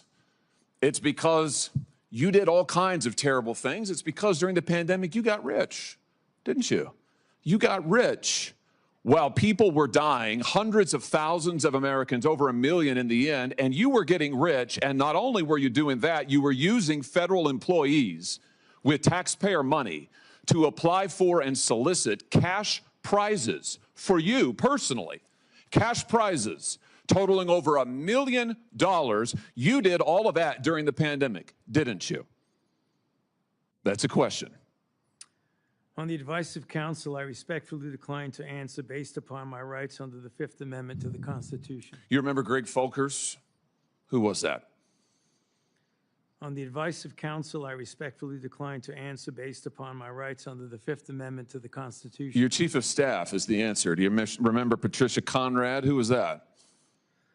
On the advice of counsel, I respectfully decline to answer based upon my rights under the Fifth Amendment to the Constitution. She was your personal assistant. And what were these individuals doing in the depth of the pandemic in November of 2020 when millions of Americans were suffering from COVID? What were they doing? I tell you what they're doing. Folkers was on your behalf soliciting and gathering information for a cash award. Let's look at it. We've got his email right here, right over my shoulder. Folkers says, I'm working on this nomination for the Dan David Award for Fauci. We need to beef up the COVID part. Do you have language in the can that you could share that delineates how we responded in new ways to COVID? He sends this to multiple federal employees. What was the Dan David Award? Do you remember, Doc? On the advice of counsel, I respectfully decline to answer based upon my rights under the Fifth Amendment to the Constitution. It was a $900,000 cash award. $900,000 cash award. And he got it. because he used federal employees to get it. And this wasn't the only award, was it, Dr. Fauci? In fact, you applied for and received at least 8 other federal cash prizes on federal time using federal employees and federal resources. Here they are over my shoulder. Besides the Dan David Award, you've got the Partnership for Public Service, you've got the Adelson Prize, you've got the Smithsonian Award, you've got the National Academy of Medicine's Award, you've got the CDC Foundation. In fact, you turned your staff into a full-time application machine. You actually wrote to people and said, do you think maybe I'd qualify? And you got cash for all of this. And it wasn't just 1 or 2 employees, was it? In fact, you used 8 separate federal employees on federal time using federal resources to solicit cash awards. Isn't that true? On the advice of counsel, I respectfully decline to answer based upon my rights under the Fifth Amendment to the Constitution. Here they are right over my shoulder. Here's all of them. The people that you use, federal employees, so that you could go and get cash money. And the most hilarious part is that you weren't content to even dragoon them into applying for all of these cash awards. You then had them go out to the ethics agencies and ethics watchdogs and demand that you be able to get the money. That's right. We've got it in your emails. Your staff and employees on federal time, using federal resources, being paid with federal dollars, are soliciting cash for you. And then they're turning around and saying to the agency, we don't want just an answer, we want to get to yes, because Fauci wants the money. He wants it. We want to get to yes, and yes takes time. This is your chief of staff again, using federal email to pressure the agency's own ethics people so that you could get money, so that you could get rich. And it violated the law, didn't it, Dr. Fauci? Didn't it? It violated the law, didn't it? It is a question. You can answer. Go ahead. On the advice of counsel, I respectfully decline to answer based upon my rights under the Fifth Amendment to the Constitution. Federal law, as you very well know, prohibits the solicitation of cash awards or other personal benefits for federal employees. And it certainly prohibits using your own employees to do this. 5 CFR section 2635-205B, it says it right there in black and white. You cannot use federal resources, federal dollars, federal employees, federal offices, federal email, federal time to solicit cash awards, and you did all of it, and the worst part is thousands of people were dying while you were doing it. You were supposed to be the nation's doctor, and you were playing one on TV, but this is what you were doing with your time. Isn't that true? On the advice of counsel, I respectfully decline to answer based upon my rights under the Fifth Amendment to the Constitution. Yeah, I can see why. I can certainly see why.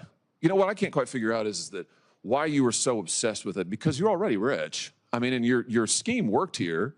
I mean, your net worth now is north of $12 million. You got over $1 million in cash awards during COVID, during a 12-month, 24-month span during COVID. $1 million you knocked down in cash money using federal resources. Now you're worth more than $12 million. You've got a pension that in its first year paid out north of $400,000 a year. 1 million people dead, you're getting rich. 1 million people dead, you're using federal employees to get cash awards for you. 1 million people dead, and you're here taking the fifth because you don't want to admit that what really happened in all that time was a multi-month, multi-year course of self-dealing. Isn't that true, Dr. Fauci? On the advice of counsel, I respectfully decline to answer based upon my rights under the Fifth Amendment to the Constitution. Yeah, well, silence is admission. And here's the real thing. At the end of the day, it wasn't just about the money, really, was it? It was really about a power trip. I mean, through all of this, you want to be the most famous scientist in the world. You were so focused on getting every award and every drop of cash that you could, all because you wanted to be on TV. You wanted to be the sun god of science. You wanted to be the guy who was in charge of it all. You wanted to lambast Trump. You wanted to make sure that nobody else stole your spotlight. You wanted to be the guy. You had time to sit for InStyle magazine. Here's what you were doing with your time. You could sit for InStyle magazine but you can't answer questions for the American people. You could sit for InStyle magazine, but you're here taking the fifth. You could sit for InStyle magazine and get $1 million in cash awards, but now the cat's got your tongue. I bet he does. I tell you what, here's my conclusion from all of this. This was really all about you the whole time. Somewhere along the way, you lost your way. You may have been a good public servant at one time, I don't know. But I can tell you from reading your emails now, from looking at what you did, how you used your employees, somewhere along the line, it became all about you. You became a narcissist and a megalomaniac and a liar. And you've lied to the American people, and you've lied to this body. And you've disgraced your profession by doing it. You called yourself the most famous scientist in the world. You've done more to harm science than anybody in my lifetime. And I hope you'll go home and write that in your diary. Thank you, Mr. Chairman. Senator Fetterman. Thank you, Mr. Chairman. Dr. Fauci, I'm not here to perhaps attack you or defend or anything. It's really just more, honestly, I just want to acknowledge I have had members of my family die from COVID, and now I also grieve for people that I've met that have lost their business through the pandemic, and they'll never been the same. Now, during the pandemic, I was the lieutenant governor, so we were in the middle of all of that maelstrom, trying to find the right balance between protect life and protect the economics and for all of it.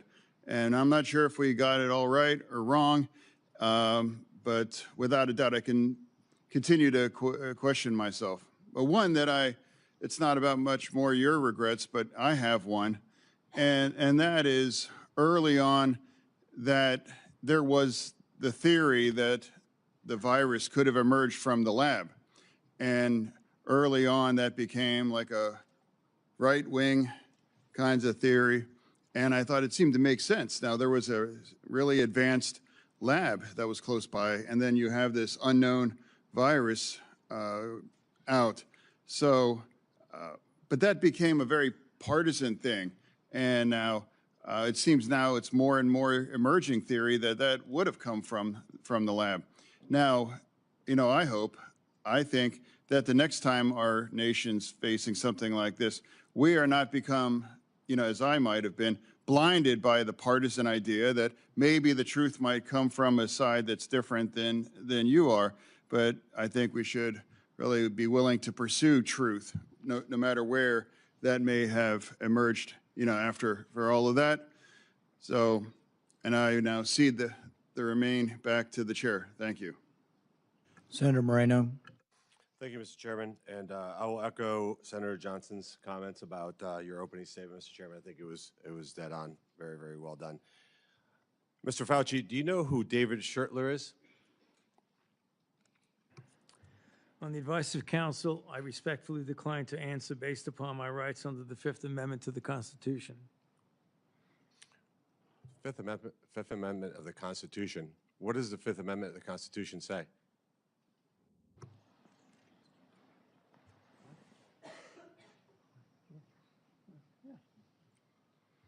On the advice of counsel, I respectfully decline to answer based upon my rights under the Fifth Amendment of the Constitution. No, I'm just asking you what it says. On the advice of counsel, I respectfully decline to answer based upon my rights under the Fifth Amendment to the Constitution. I'm going to give the Constitution to my aide. He'll bring it over to you so you can have it for future reference. I think it's something that every American should know what the Constitution says. Do you know who wrote the Fifth Amendment? On the advice of counsel, I respectfully decline to answer based upon my rights under the Fifth Amendment of the Constitution. So you're invoking a right that you don't know who wrote it or what it says. Is that correct? On the advice of counsel, I respectfully decline to answer based upon my rights under the Fifth Amendment to the Constitution. Wow. All right, let me tell you who David Schertler is for the audience because he was ejected by the chairman. He's a high-profile criminal attorney. He's represented some really great people, like Senator Bob Menendez. Maybe that's somebody who my Democrat colleagues may remember took gold bars as bribes from the Egyptians. And there's an article here in the Washington Free Beacon that talks about why you would hire a guy like Dever Shurtler, and the comment is, if you're in deep shit, that's who you call. Do you feel like you're in deep shit? On the advice of counsel, I respectfully decline to answer based upon my rights under the Fifth Amendment to the Constitution. Clearly, what you think today is that somehow you're above reproach. Somehow you feel like you don't need to be treated like a normal American. Can you do me a favor in the audience and stand up if during the time of the COVID pandemic, you were called a racist for calling the virus a Wuhan virus or the China virus? If you thought the 6-foot rule was total crap, if you thought the vaccine wasn't something that you should take, if you thought it was outrageous the way the mask policy was rolled out, if you were fired from your job for not taking that vaccine, including members of the military, if you thought closing schools was catastrophically stupid, and that you thought that during these times saying these things made you somehow a lesser human being. Dr. Fauci, can you just turn around and look at the people behind you? You're not willing to do that? That's not a question. It's not a question. To your lawyers, not a question. It's a request. All you have to do is look up from your lawyers and look at the people who were absolutely shamed for saying what we know now to be the truth. You can't even look at them? That's a question. Are you able to look at them? You can sit down in the audience.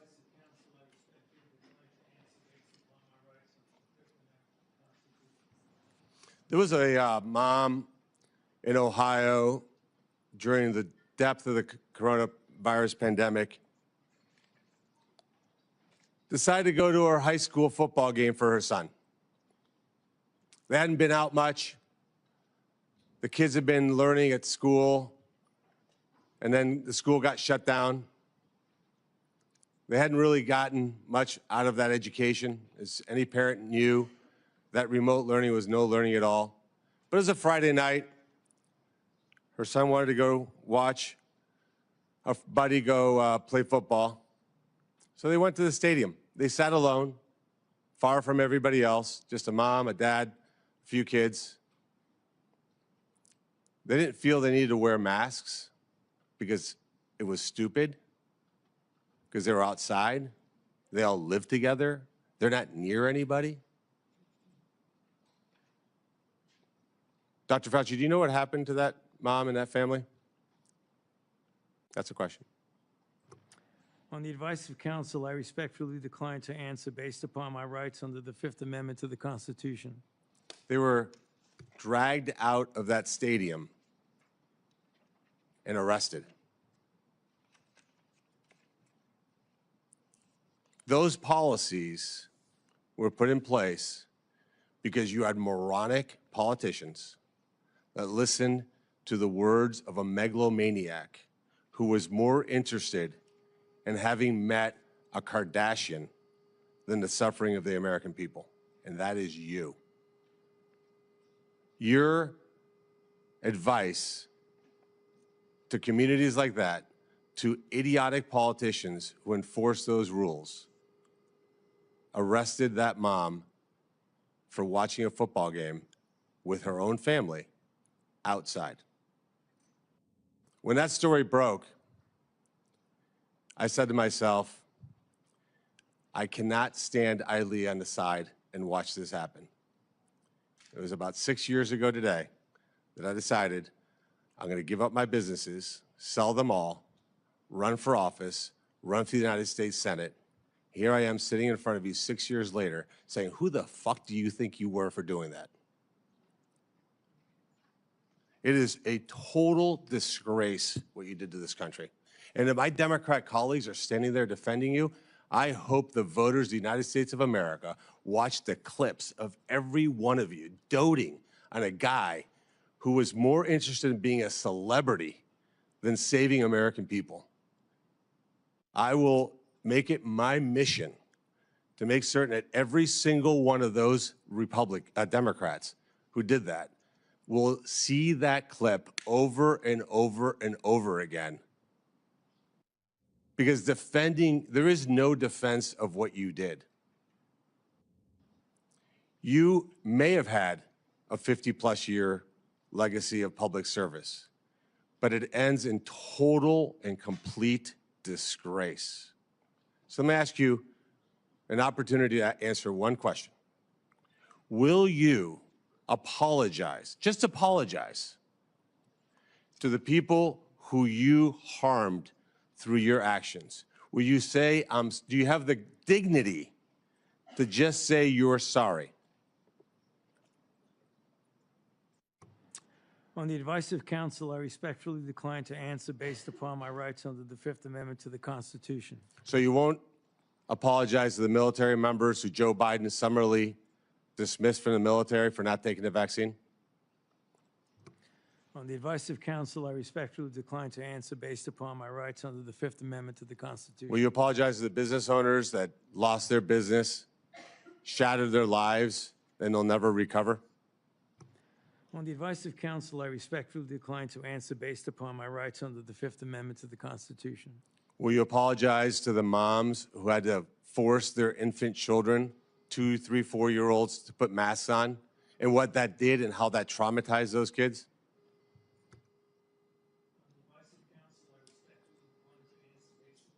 Under the Fifth Amendment to the Constitution. Will you apologize to the family members of the people who died because they took your advice and not only got the first vaccine, but the 5, 6 other boosters that they did not need?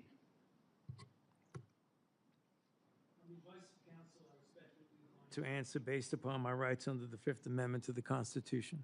Will you apologize to that mom from Ohio for being arrested for watching a football game with her family?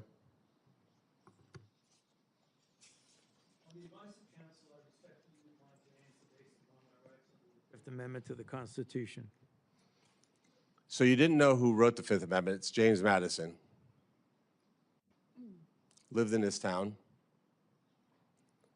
I can only wonder what he would think of somebody like you invoking his writings to shield culpability for the actions that you took. It's no secret why you have to hire the biggest dirtbag attorney on the planet, because of what you did. I hope you're paying him well. And I hope that one way or the other, somewhere, sometime, you answer for your crimes. Senator Ernst. Thank you, Mr. Chairman, for holding this important hearing today.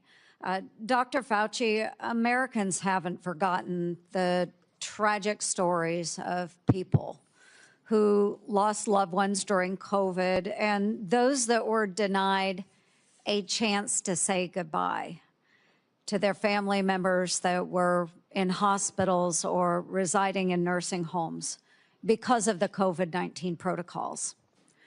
Americans haven't forgotten the mandates, the adverse reactions to vaccines, the government misinformation, social media censorship, hotlines to tattle on their neighbors, the forced school closures, the tragic rise in suicides, or those businesses that were forced to close during lockdowns. Americans haven't forgotten the hundreds of billions of dollars spent by taxpayers for COVID relief, stolen by fraudsters who bought Rolls Royces and yachts. These were taxpayer dollars. Americans have lost trust in science and government after the COVID response, trust which will be incredibly difficult for us to gain back. Dr. Fauci, you said that the science was evolving and that your recommendations evolved with it. But Americans remember you as the public face of the coronavirus response. As one of the nation's most trusted voices, you urged policies you said were absolutely necessary, even when those policies came at an enormous human and economic cost. And Americans deserve answers about reports that you may have worked with others to pressure the president into adopting the slow the spread strategy, and why you later sought an unconditional pardon for crimes you may have committed dating back to 2014. Dr. Fauci, in 2022, you had a taxpayer-funded salary of $480,000 a year.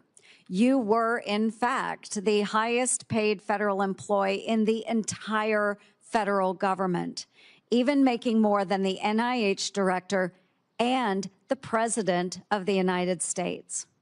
According to now public documents, that was due in large part to your work on biodefense. Unreported is how NIAID spent over $1 billion from 2009 to 2026 in biodefense and influenza federal contracts and subcontracts. My office uncovered records on usaspending.gov that show from 2015 to 2020, NIAID paid out $515,418 in subcontracts to Harbin Veterinary Institute in Harbin, China, including $100,000 a few days after it opened a BSL-4 biolab in 2018. That very same institute was criticized for doing gain-of-function bird flu research in 2013. And yet you were funding them for years after that, sending U.S. taxpayer dollars to China. These contracts, which we also trace to NIAID, show U.S. taxpayers funded gain-of-function researchers in the Netherlands and in Wisconsin, funding the same folks whose controversial work led President Obama to pause this exact type of dangerous pandemic research. Dr. Fauci, did you know that the NIH's billion-dollar Sears contract programs were funding gain-of-function researchers in China, the U.S., and in the Netherlands? On the advice of counsel, I respectfully decline to answer based upon my rights under the Fifth Amendment to the Constitution.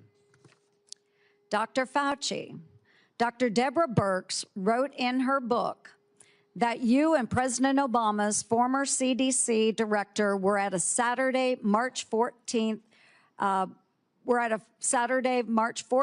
yes, 2020 meeting at her home 2 days before the president announced his 15 days to slow the spread effort. Your now released diary said the meeting was a week before that.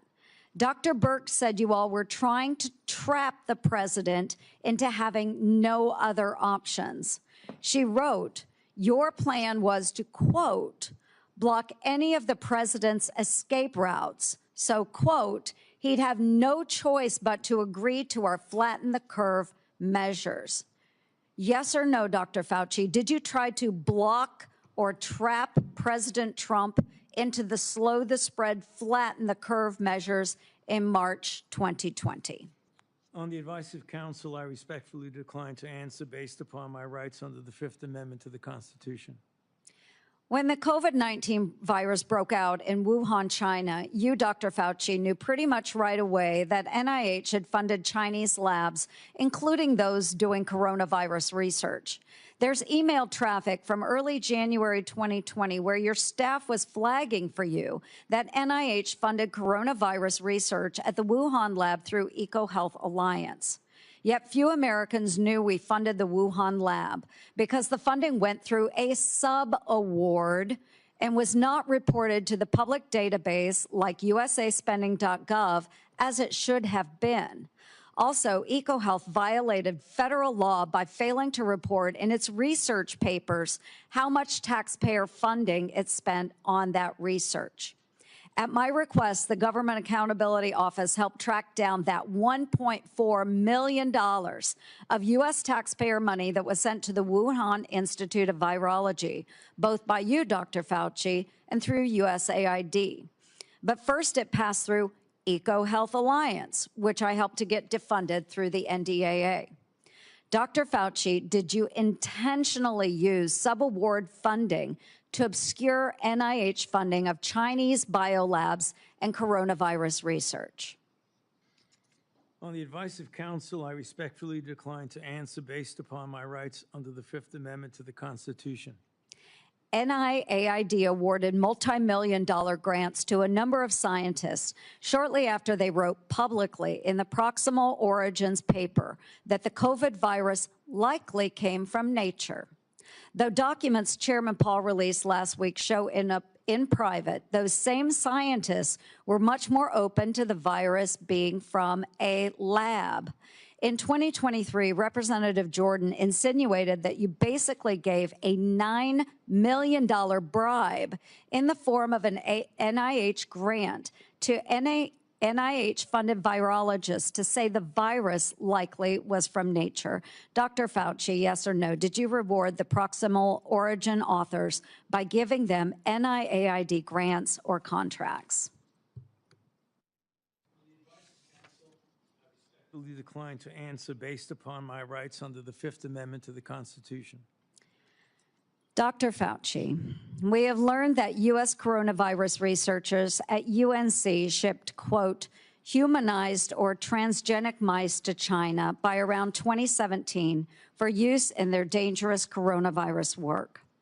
Under your NIAID coronavirus, researchers also used aborted baby body parts in mice research, and taxpayers paid for them to do that.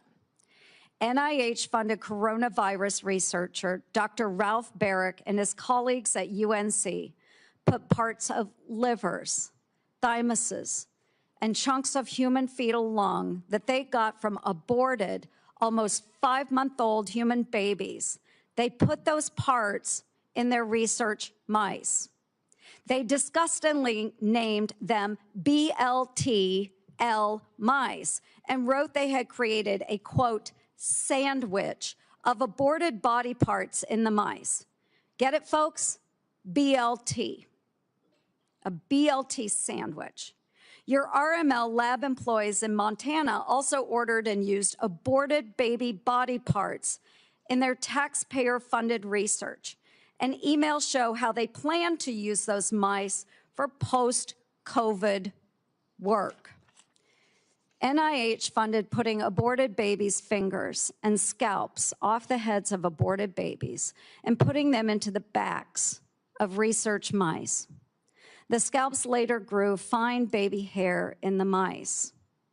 They even included those disgusting photos in their research paper that you funded. Not all of those were research on coronaviruses, but some were. Thankfully, the current NIH director has said no more of this. Dr. Fauci, yes or no, do you think that human aborted parts should be put into mice for coronavirus research? The advice of counsel, I respectfully decline to answer based upon my rights under the Fifth Amendment to the Constitution. Mr. Chairman, would you direct the witness to answer the questions that we have been asking? He probably would if he was here, but you know, I can direct it. But no, I think we understand his answer. We do understand that. Americans are asking for accountability, Dr. Fauci, and your silence is very telling. Thank you, Mr. Chair. Senator Moody. Thank you, Mr. Chairman. You know, I'm the most junior member of the Senate here, showing from where I sit. I just got here last year. Many of you may remember I was the Attorney General in Florida who fought back against the lockdowns, the school closures, the church closures, everything to embrace sanity and science. We fought back. We got ridiculed for it. And we didn't just call people names. We actually impaneled a grand jury of people of all walks of life, all political persuasions. So that's how I came here, fighting for a free state amongst states that had locked their own people down. We are now called the Free State of Florida. And I believe our responsibility here is to make sure that government remembers the people are our bosses, that we report to them, that we're accountable to them. Government shouldn't operate for itself. Government operates on behalf of and for the American people. And anytime we get close to reporting back to our bosses about what government has done or how it's been abused, or how individuals that are employed by the government had acted in their own self-interest or against the interests of the American people, every time we get close, if we start uncovering outrageous fraud, we'll have a hearing, and the tactics have been to not show up. So you'll have all of us over here trying to drill down on why we've been giving money that actually works against American citizens, and no one shows up. Today well, nobody's here at the moment. Today there seems to be a different tactic. Today we have Democrats showing up and trying to spin why we shouldn't even be having this hearing to report back to our bosses. One said, today's hearing does damage. It will deter others from public service. Another said, this hearing is designed to entrap you. Another said, one fell all over himself flattering you, thanking you for your service multiple times, quoting man in the arena. Another said that we are demeaning first responders, and today is a sad play in a repeated playbook, or we're going after one man. I mean, all of their time was used on why we should not be having the hearing to report back to our bosses and give the people accountability. So I would like to talk about that because I believe that the trust the American people place in our public health institutions and what happened to that trust during COVID is important. Because in a public health emergency, they are asked to make extraordinary sacrifices based on advice given to them by the government that is supposed to be working for them. And for that system to work, the public has to be able to trust the people giving them instructions. That trust depends on candor. Would you agree with that, Dr. Fauci? On the advice of counsel, I respectfully decline to answer based upon my rights under the Fifth Amendment to the Constitution. And when the evidence is uncertain, officials need to say so. When recommendations are based on assumptions rather than hard data, they need to say so. And when they get something wrong, they need to own it. And when the trust is lost and the consequences extend far beyond any single pandemic, the next time public health officials genuinely need Americans to listen, millions of people may simply ignore them or not believe them. And Dr. Fauci, you were undeniably the face of the federal government's COVID response. You said so yourself in your diary. You said it's not hyperbole to say, I've become the most famous and talked about person in the country. So I want to understand how we got here. Let's start at the beginning. On March 8th, 2020, you appeared on 60 Minutes to discuss the spread of COVID-19. You were specifically asked to clear up the confusion and misinformation surrounding masks. You told the American people, right now in the United States, people should not be walking around with a mask. The interviewer immediately stopped you and said, are you sure of it? Because people are listening really closely to this. And instead of walking back or qualifying your statement in any way, you doubled down.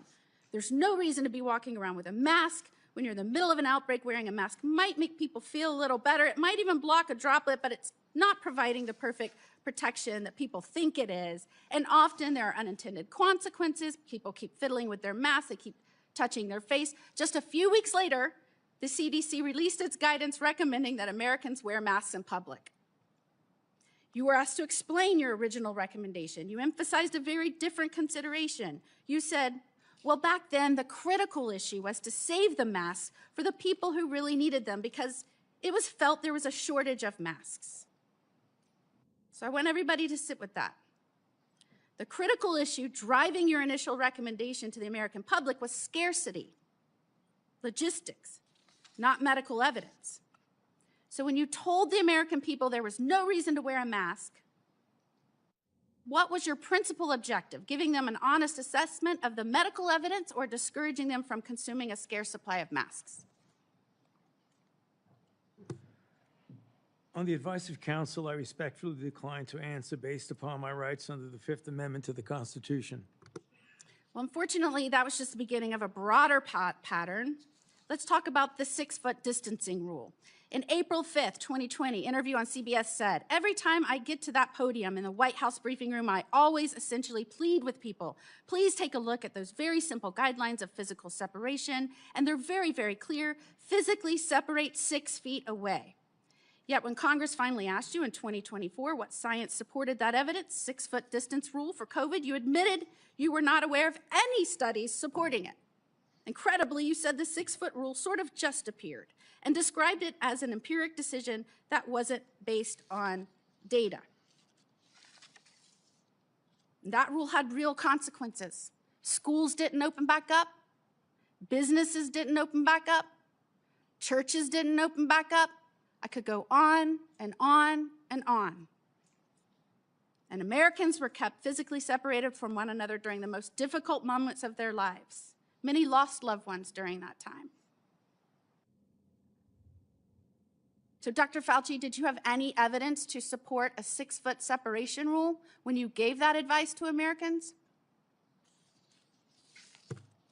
On the advice of counsel, I respectfully decline to answer based upon my rights under the Fifth Amendment to the Constitution. All right, well, let's look at the lockdowns then. By 2022, the consequences of prolonged COVID lockdowns on our children were clear, from delayed development to social isolation, which is probably why you were asked in July 2022 whether you would recommend locking down schools again. And you said, first of all, I didn't recommend locking anything down.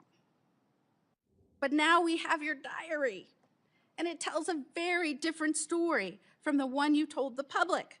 And I will quote, "I spoke with Bill de Blasio, the mayor of NYC, and convinced him based on what I was saying publicly in my conversation tonight to close the NYC schools. He had already decided based on what I was saying on TV. I went on to tell him he should close the bars and restaurants in NYC, and he said he would do this based on my recommendation. You even said that you told the president we should shut the whole country down." So, Dr. Fauci, how do you square telling the American people publicly that you didn't recommend locking anything down with your own diary entry kept on federal government equipment saying that your recommendation to lock things down? On the advice of counsel, I respectfully decline to answer based upon my rights under the Fifth Amendment to the Constitution. Now, I just want to make clear that when in Florida, we were pleading with people to give us advice based on scientific evidence, that we were getting these conflicting statements by you that didn't match scientific data.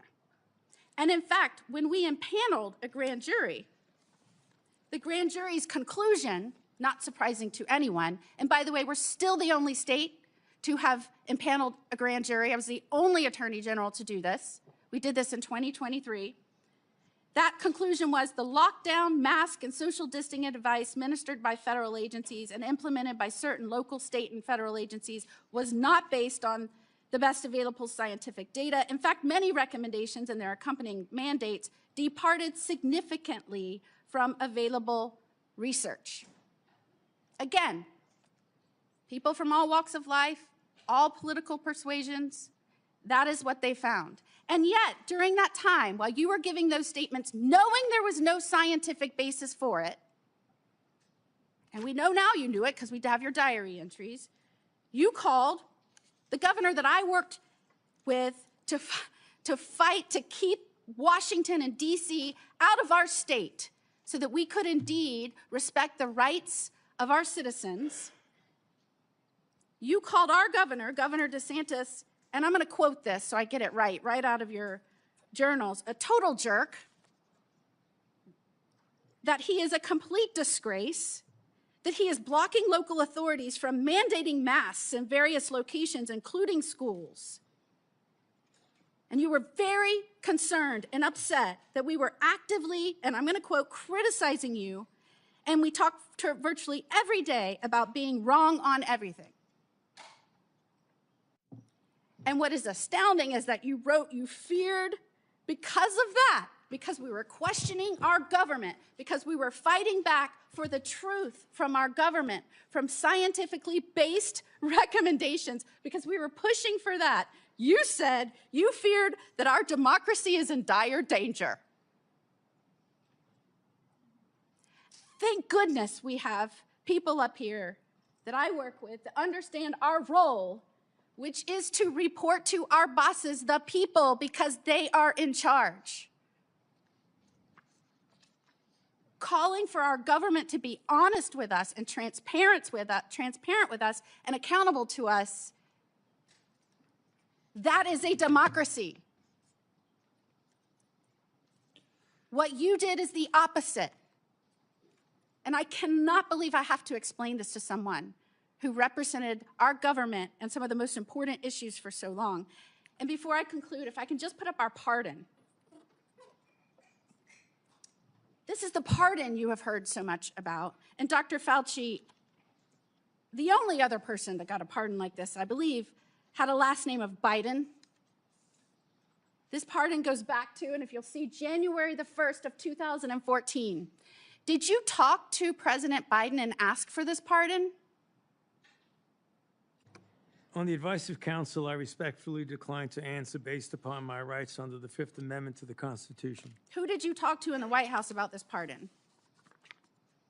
On the advice of counsel, I respectfully decline to answer based upon my rights under the Fifth Amendment to the Constitution. Did you specifically ask that it be dated back to the beginning of 2014?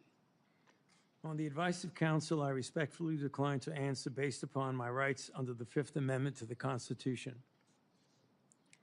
Did you do that so that you would be given immunity going back to the beginning of 2014?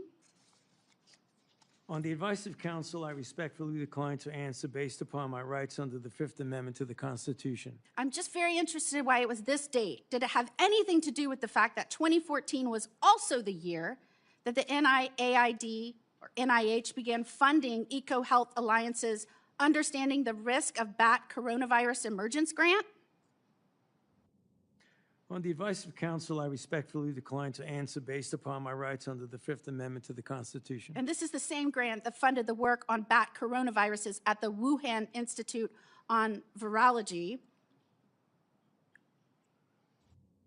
Millions of Americans are questioning what happened during COVID, why we were given misleading information, misleading advice, why you gave conflicting statements based on, I guess, how you were feeling that day.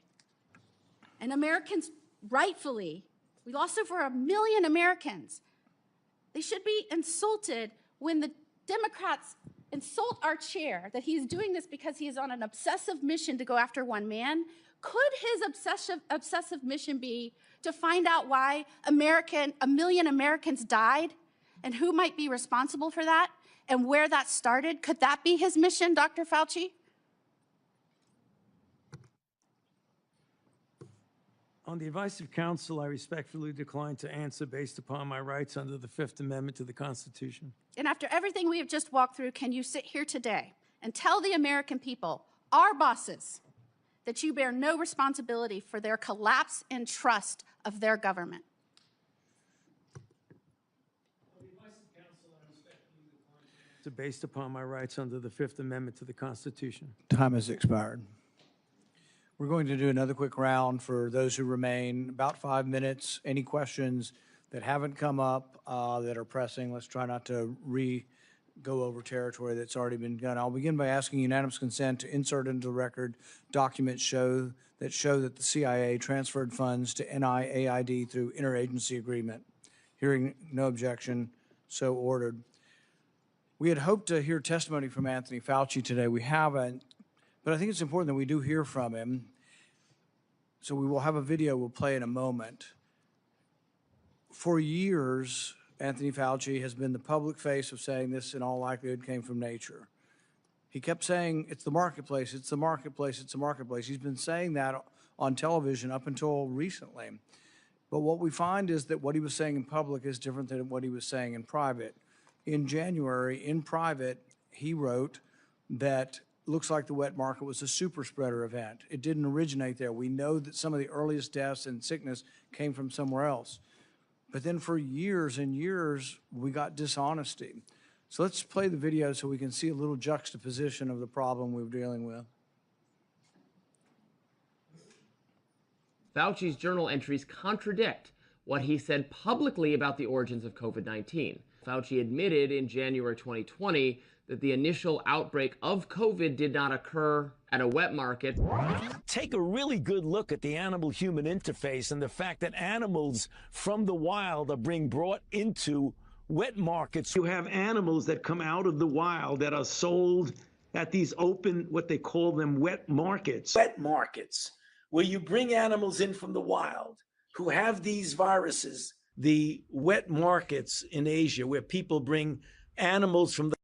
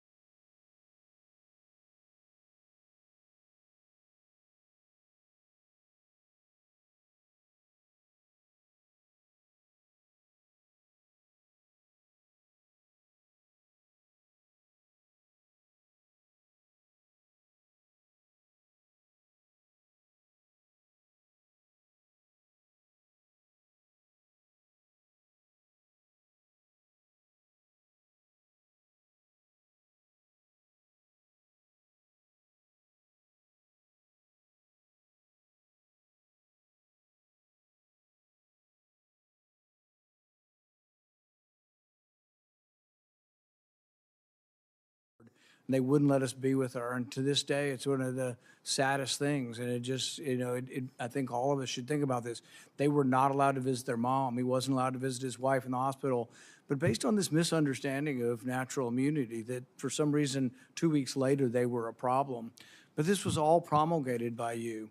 We had the workers in the, the meat factories. They were essential. They had to keep working. Most of them got COVID. They got it in the first couple of weeks. Most of them were younger. The reassurance should have come from public health. The reassurance should have said, congratulations, you've recovered. It also should be acknowledged. What's the number one thing we can do if we get another pandemic? Before we have a vaccine, before we have monoclonal antibodies, it would be to utilize natural immunity.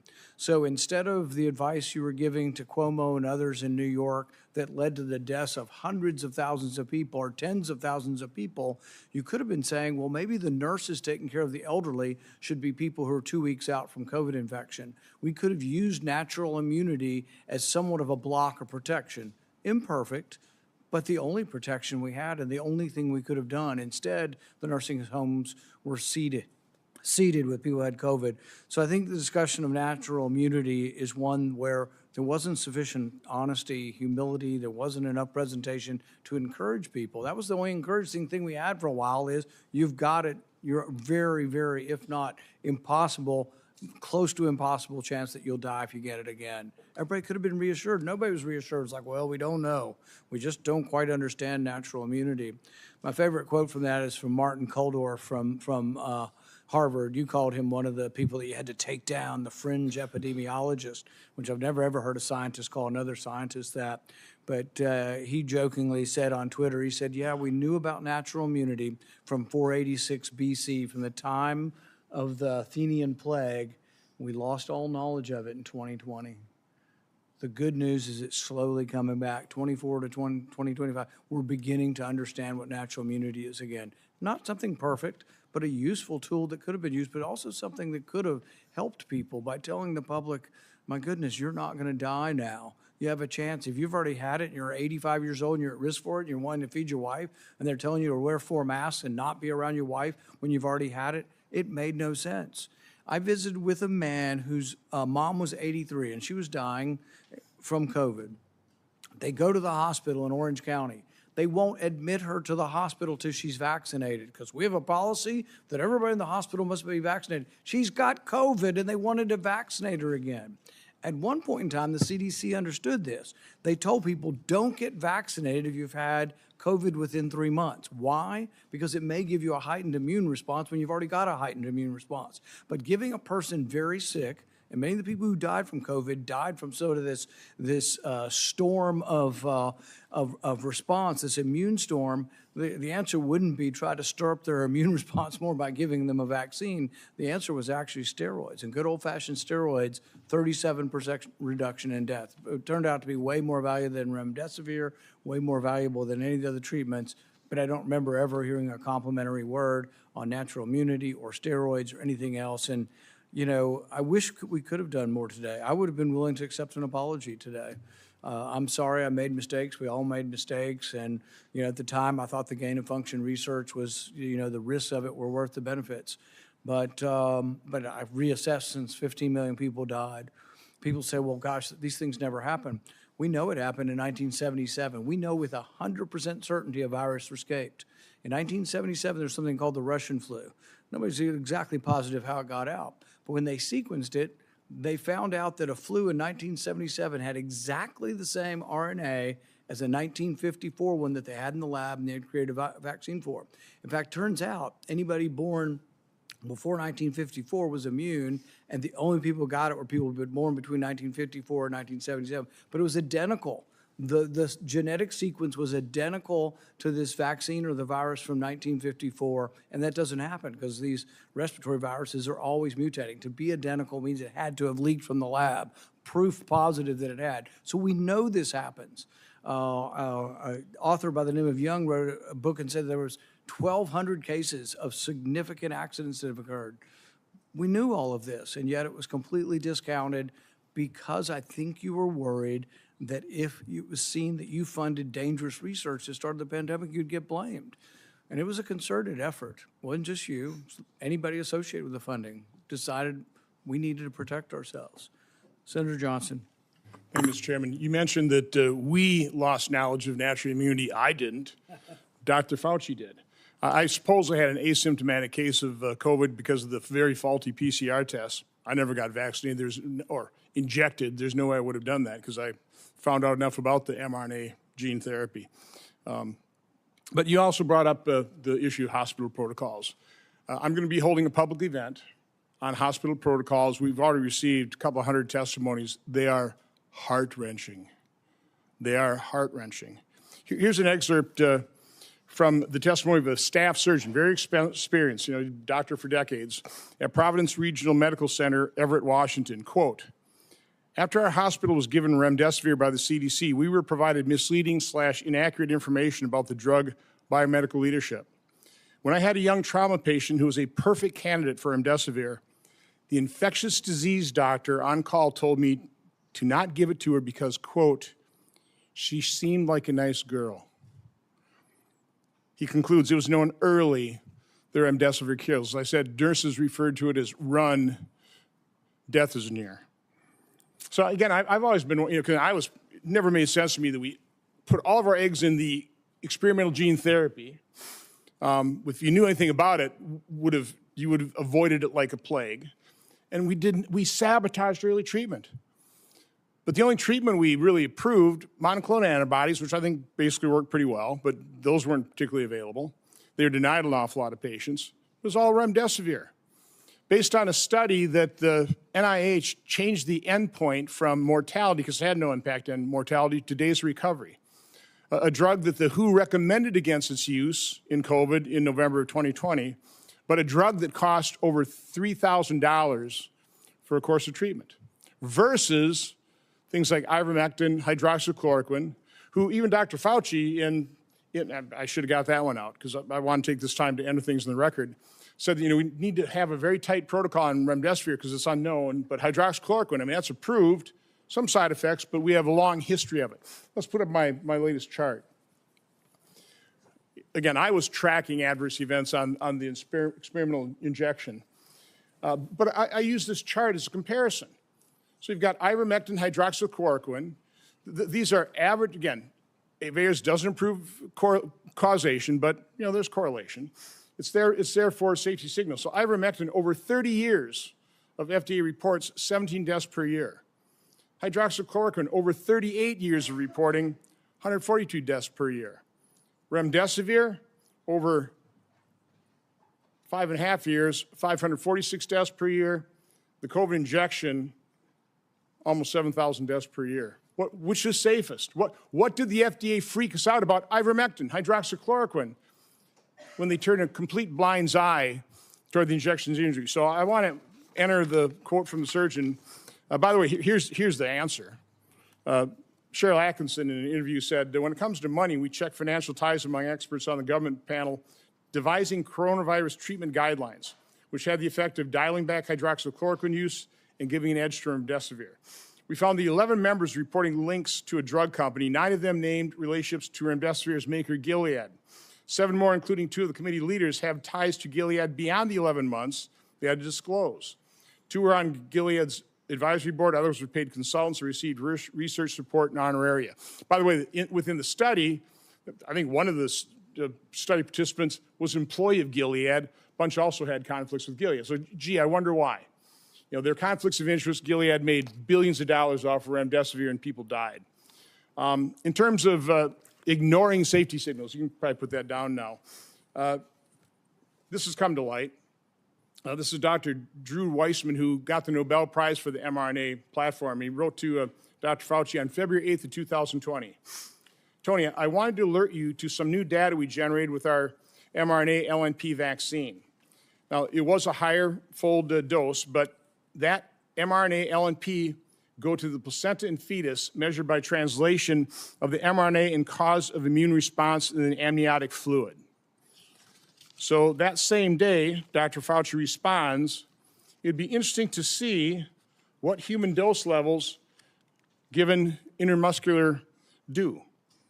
So about a month later, Dr. Weissman replies, he said, we still have some concerns over the data after they tested it at IM. Now, again, there's more documentation in terms of the FDA blew it off. It's like, don't worry about that. That was the whole thing. That's what Peter Marks did when he was shown that his algorithm was going to mask safety signals. The last thing I want to enter in the record here is, and I want to make the point, why is this important? That they buried the treatment of severely injection injured. The fact that we haven't acknowledged these injection injuries, these people can't get treatment. They're being gaslit by their doctors. So it's all in your head. The rate of the injection injured of suicides is increasing because they've given up hope, because our medical establishment and federal health agencies completely failed them, failing to acknowledge it. So again, Dr. Nath was diagnosing and treating injection injured in March of 2021. This concerned people. So you had Dr. Walter Koroshitz, writes Dr. Fauci. One of the points he made, there's been a steady, slow stream of reports to me of post-vaccination neurological conditions. Dr. Nath has been collecting a bunch. He has reports sent out to publish. Well, that alarmed everybody. Boy, you can't let the public know what's actually happening. You can't actually let the public know what the science is showing. So on April 29th, a email from Francis Collins, head of NIH, to Dr. Koroshitz, says, I find this approach troubling and will have the main consequence of feeding vaccine hesitancy and social media overreaction. Then Dr. Lawrence Tabak writes to Francis Collins, I don't understand why Walter does not shut this thing down. You know, why don't you shut down Dr. Nath, who's actually treating injection injured? Why? Because of vaccine hesitancy. And because we haven't acknowledged that, and the reason I've been advocating for this is because I know the injection injured. I know people who lost loved ones within days of the injection. And we've turned our backs on them.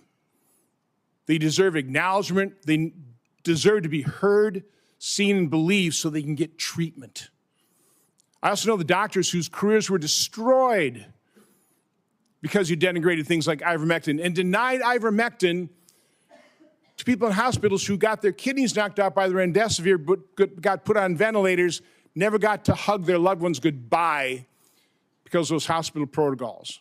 That's what your science did to people. So, Dr. Fauci, my only question is, based on your lack of testimony here today, based quite honestly on our investigation into the cover-up of safety signals and injection injuries, we have issued letters to a number of former FDA officials to come in for transcribed interviews.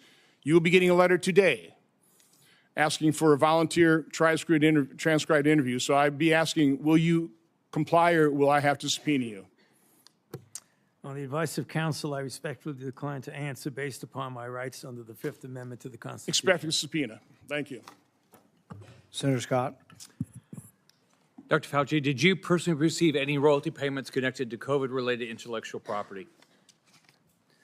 On the advice of counsel, I respectfully decline to answer based upon my rights under the Fifth Amendment to the Constitution. Given that NIH receives royalty payments from certain pharmaceutical companies, why would any American believe these financial ties did not influence decisions about which treatments were promoted or restricted? On the advice of counsel, I respectfully decline to answer based upon my rights under the Fifth Amendment to the Constitution. Why doesn't NIAID publicly disclose these payments? On the advice of counsel, I respectfully decline to answer based upon my rights under the Fifth Amendment to the Constitution. Did you partner with Bill Gates on global health initiatives or vaccines?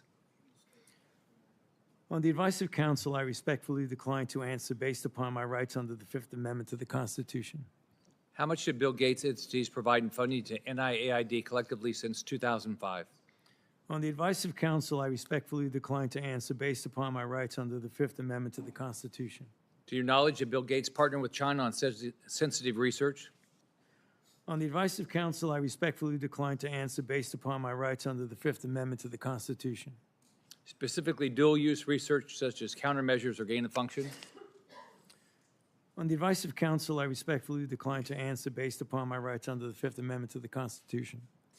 Do you know if Bill Gates' entities partnered with U.S. government classified programs? On the advice of counsel, I respectfully decline to answer based upon my rights under the Fifth Amendment to the Constitution. Do you know if Bill Gates maintains an active national security clearance? On the advice of counsel, I respectfully decline to answer based upon my rights under the Fifth Amendment to the Constitution. Did you advocate or request for Bill Gates to receive a security clearance? On the advice of counsel, I respectfully decline to answer based upon my rights under the Fifth Amendment to the Constitution. Do you have any knowledge that NIAID or NIH through HHS sponsored or requested a security clearance for Bill Gates? On the advice of counsel, I respectfully decline to answer based upon my rights under the Fifth Amendment to the Constitution. Around 2010, my understanding is that the government shifted its approach to biodefense countermeasure research. Did NIAID, under your leadership, partner with the Obama White House or any other U.S. government classified entities on sensitive countermeasures research? On the advice of counsel, I respectfully decline to answer based upon my rights under the Fifth Amendment to the Constitution. Did your office take steps to drive biological research investments? On the advice of counsel, I respectfully decline to answer based upon my rights under the Fifth Amendment to the Constitution. What was private industry's take on the type of research in the 2010 timeframe and before? On the advice of counsel, I respectfully decline to answer based upon my rights under the Fifth Amendment to the Constitution. Was it considered too dangerous to conduct and industry was hesitant to take this on and invest in? On the advice of counsel, I respectfully decline to answer based upon my rights under the Fifth Amendment to the Constitution. Why did you take steps to mature the government's approach to biodefense? On the advice of counsel, I respectfully decline to answer based upon my rights under the Fifth Amendment to the Constitution. Were there any specific lines of effort or actions you felt were needed during this time to improve the research, development, and fielding model? On the advice of counsel, I respectfully decline to answer based upon my rights under the Fifth Amendment to the Constitution. How was dual use and gain of function incorporated or accounted for in maturing biodefense countermeasures?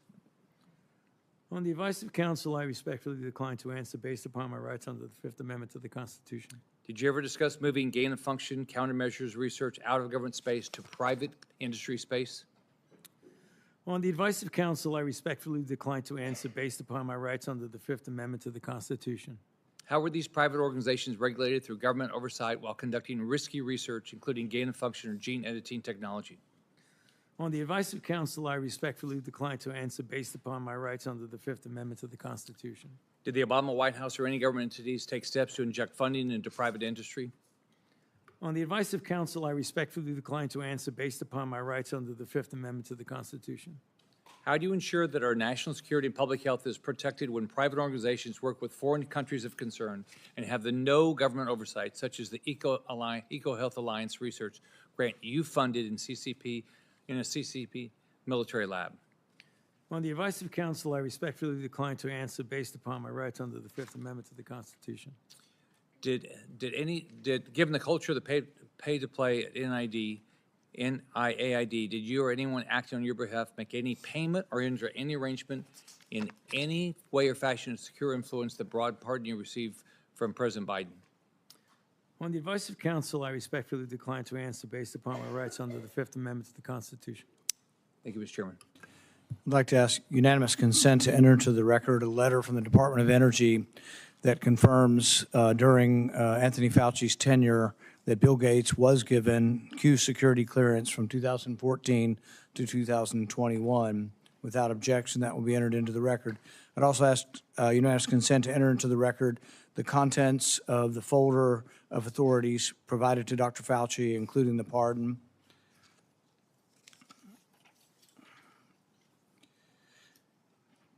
Let's be clear today, what we've seen. I really did want to hear from Dr. Fauci. I wanted to hear perhaps an apology, perhaps some semblance of being sorry for what happened or that judgment errors were made. We didn't hear any of that. But he was subpoenaed here to testify, refused to answer any questions, even after being directed by the chair and being advised of the law requiring him to do so. He has cited a privilege that is unsupported because of his blanket pardon and because he waived the privilege by testifying at the start. I'm going to give you one more opportunity to comply with the law, limited to the period of your pardon.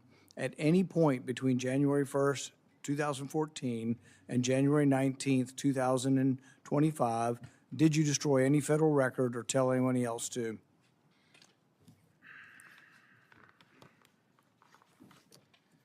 Under the advice of counsel, I respectfully decline to answer based upon my rights under the Fifth Amendment to the Constitution. Given that you have a unlimited presidential pardon, what is your specific objection that you are making? On the advice of counsel, I respectfully decline to answer based upon my rights under the Fifth Amendment to the Constitution. My question was limited to the period of your pardon only. I find your objection unsupported and direct you to answer the question.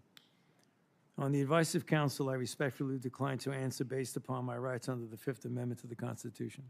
Because you refused to answer, citing a privilege that is unsupported because of your pardon, and after being denied to do so, this committee has scheduled a vote next week on a resolution certifying your contempt. I think we have another question or two from Senator Langford. Mr. Chairman, really this is a question for you, and it's a question to try to figure out how do we get a good answer on this, because clearly Dr. Fauci's attorneys are saying that he has a Fifth Amendment right. We've also subpoenaed him to be able to compel his testimony to be able to be here. I happen to be in the committee. We're also dealing with Lois Lerner. Lois Lerner came and testified, gave an opening statement, and then took the Fifth Amendment. The committee then held her in contempt for that, saying you can't do both. You can't both testify and say I'm not going to answer questions. So the parliamentary question that I think we've got to be able to deal with is this consistent with Lois Lerner? What she also did when she came before Congress, gave an opening statement, testimony, so made a statement, and then refused to answer questions. Are we dealing with the same issue here where someone is you can't make a statement and say, I'm not going to make statements at the same time. I think it's a very good question. I think that's something all of us will examine over the next week. We're going to have a vote next week on contempt. I think there's another legal question that the courts may have to decide upon, and that is whether or not a presidential pardon that offers you complete immunity, that you can still claim that you need protection from immunity when you've been protected. Because Dr. Fauci isn't liable for anything as long as he tells the truth. Even if he admits that he destroyed records on a routine basis. His assistant said she destroyed a ton of emails. I think it was a routine thing. I think he destroyed throughout his career there probably thousands of emails. Even if he did that, as long as he answered truthfully, yes, I did. I didn't think that was important. I made a mistake. He can't be prosecuted for it. Many of the things are outside the statute of limitations as well. All he had to do today, if he wanted to testify, was be honest. As long as he was honest, even about committing a crime, he would have no jeopardy. But I think the pardon has given him more immunity than most people would ever get. Like if you offer a witness immunity in exchange for testimony, he has blanket immunity. The president gave him blanket immunity for virtually anything he could have possibly done, while at NIH. So I think we all have to individually answer this question. We welcome you to be part of helping us figure out the question, but there will be a vote, at least right now, there will be planned to be a vote next week on contempt. Okay, thank you, Mr. Chairman.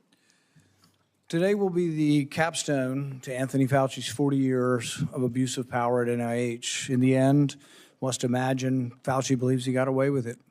But still, late at night, even the guilty must become anxious, rerunning the scenarios through his mind, wondering, latching on to lingering doubts, and worrying. Did his actions lead to the largest man-made plague in human history? Are the millions dead the result of his experiments or experiments that he approved that increased the pathogenicity of deadly viruses? History will judge, but the facts, as we now know them, paint a sordid tale of dishonesty, misjudgment, and ultimately the hubris, the likes of which the world has rarely seen. If everyone will remain seated for a few minutes, we're going to let Dr. Fauci exit. Thank you.